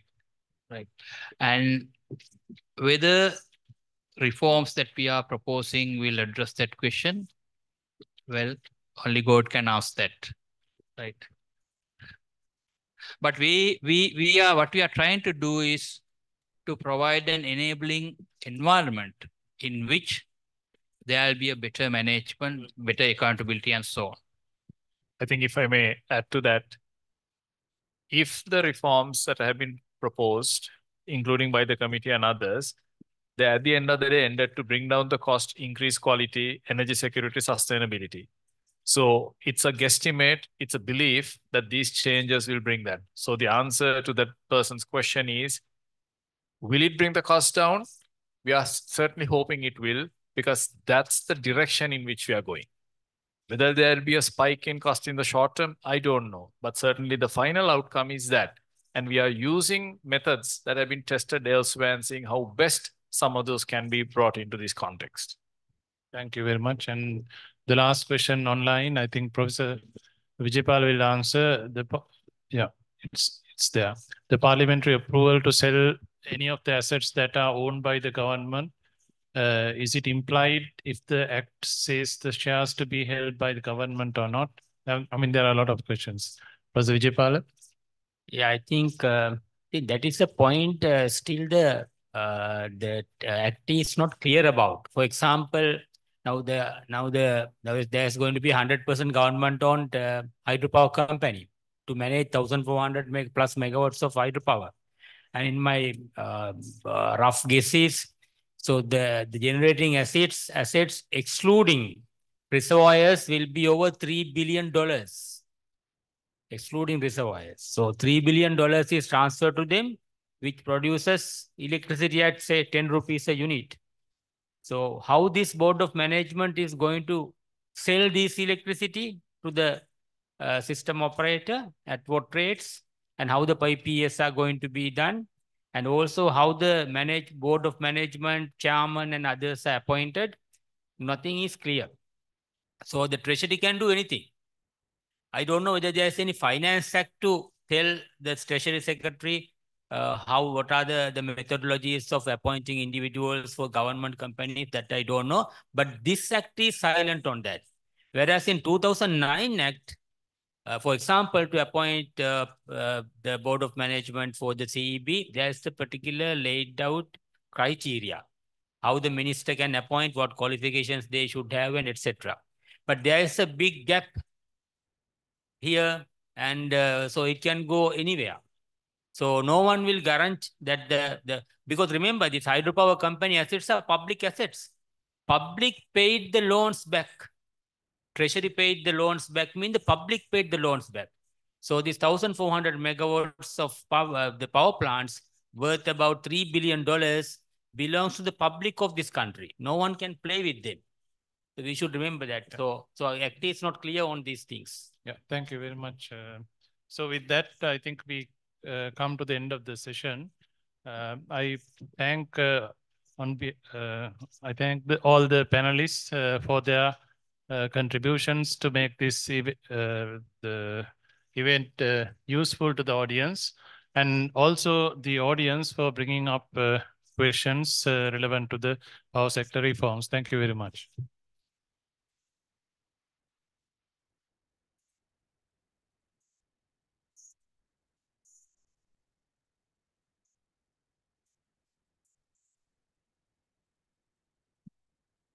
Ladies and gentlemen, we have come to an end of a very fruitful session on power sector reforms in Sri Lanka. We would like to express our sincere gratitude to the panel for sharing their valuable insights with us. For that, I would like to invite Professor Ranjit Disanayaka, Engineer Neil Abesekara, and Engineer Dushanta Wanyarachi to the front to present the token of appreciation for today's discussion panel.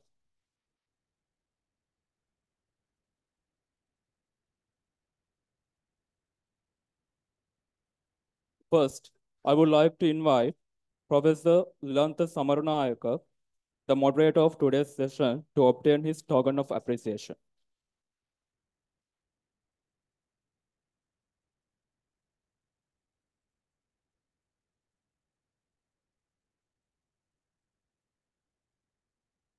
Professor Rohan Samarajiva to obtain his token of appreciation.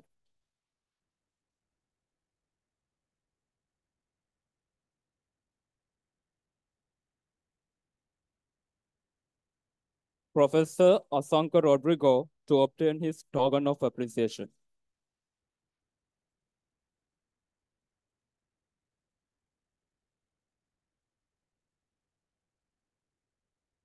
Professor Anura Vijayapala to obtain his token of appreciation.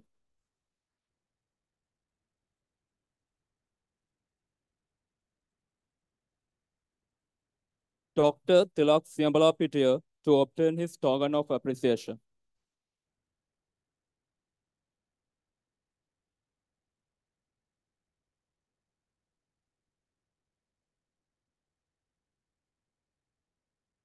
Dr. Narendra De Silva to obtain his token of appreciation.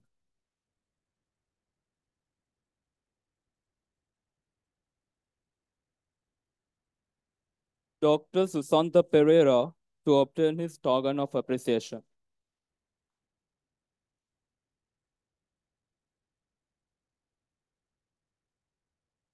Engineer Pubudu Niroshan to obtain his token of appreciation.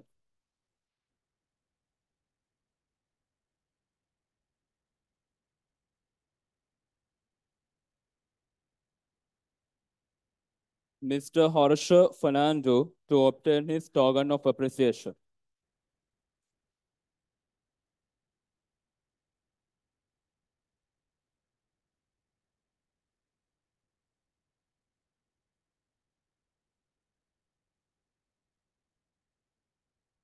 Thank you, gentlemen. Ladies and gentlemen, it gives me an immense pleasure to deliver the vote of thanks for this event on behalf of the organizing committee. First, I would like to extend my heartfelt gratitude to all the panelists and the moderator of today's discussion for their valuable insights. Thank you so much for sharing your experiences and knowledge with us throughout this period. I would like to thank President and CEO of ISL and all the council members for their presence here today and for their guidance throughout this event for successful arrangements. A special thanks to past presidents and all the past council members who are with us today for this informative session. Sincere thanks goes to the chairman and all the committee members of EE&TESC for the leadership and the support given to arrange this successful session. And I would like to thank the deans and the head of the department from various universities joining here today with us. At last, but not least, I would like to extend my thanks to all the IESL members, IESL staff members, and all the visitors and the guest invitees for their contribution throughout this session. Without you all, this event would not have been a success. Thank you very much. Ladies and gentlemen, organizing committee of this event would like to invite all of you for the fellowship and the dinner at the Members Lodge. Have a great evening. Thank you all.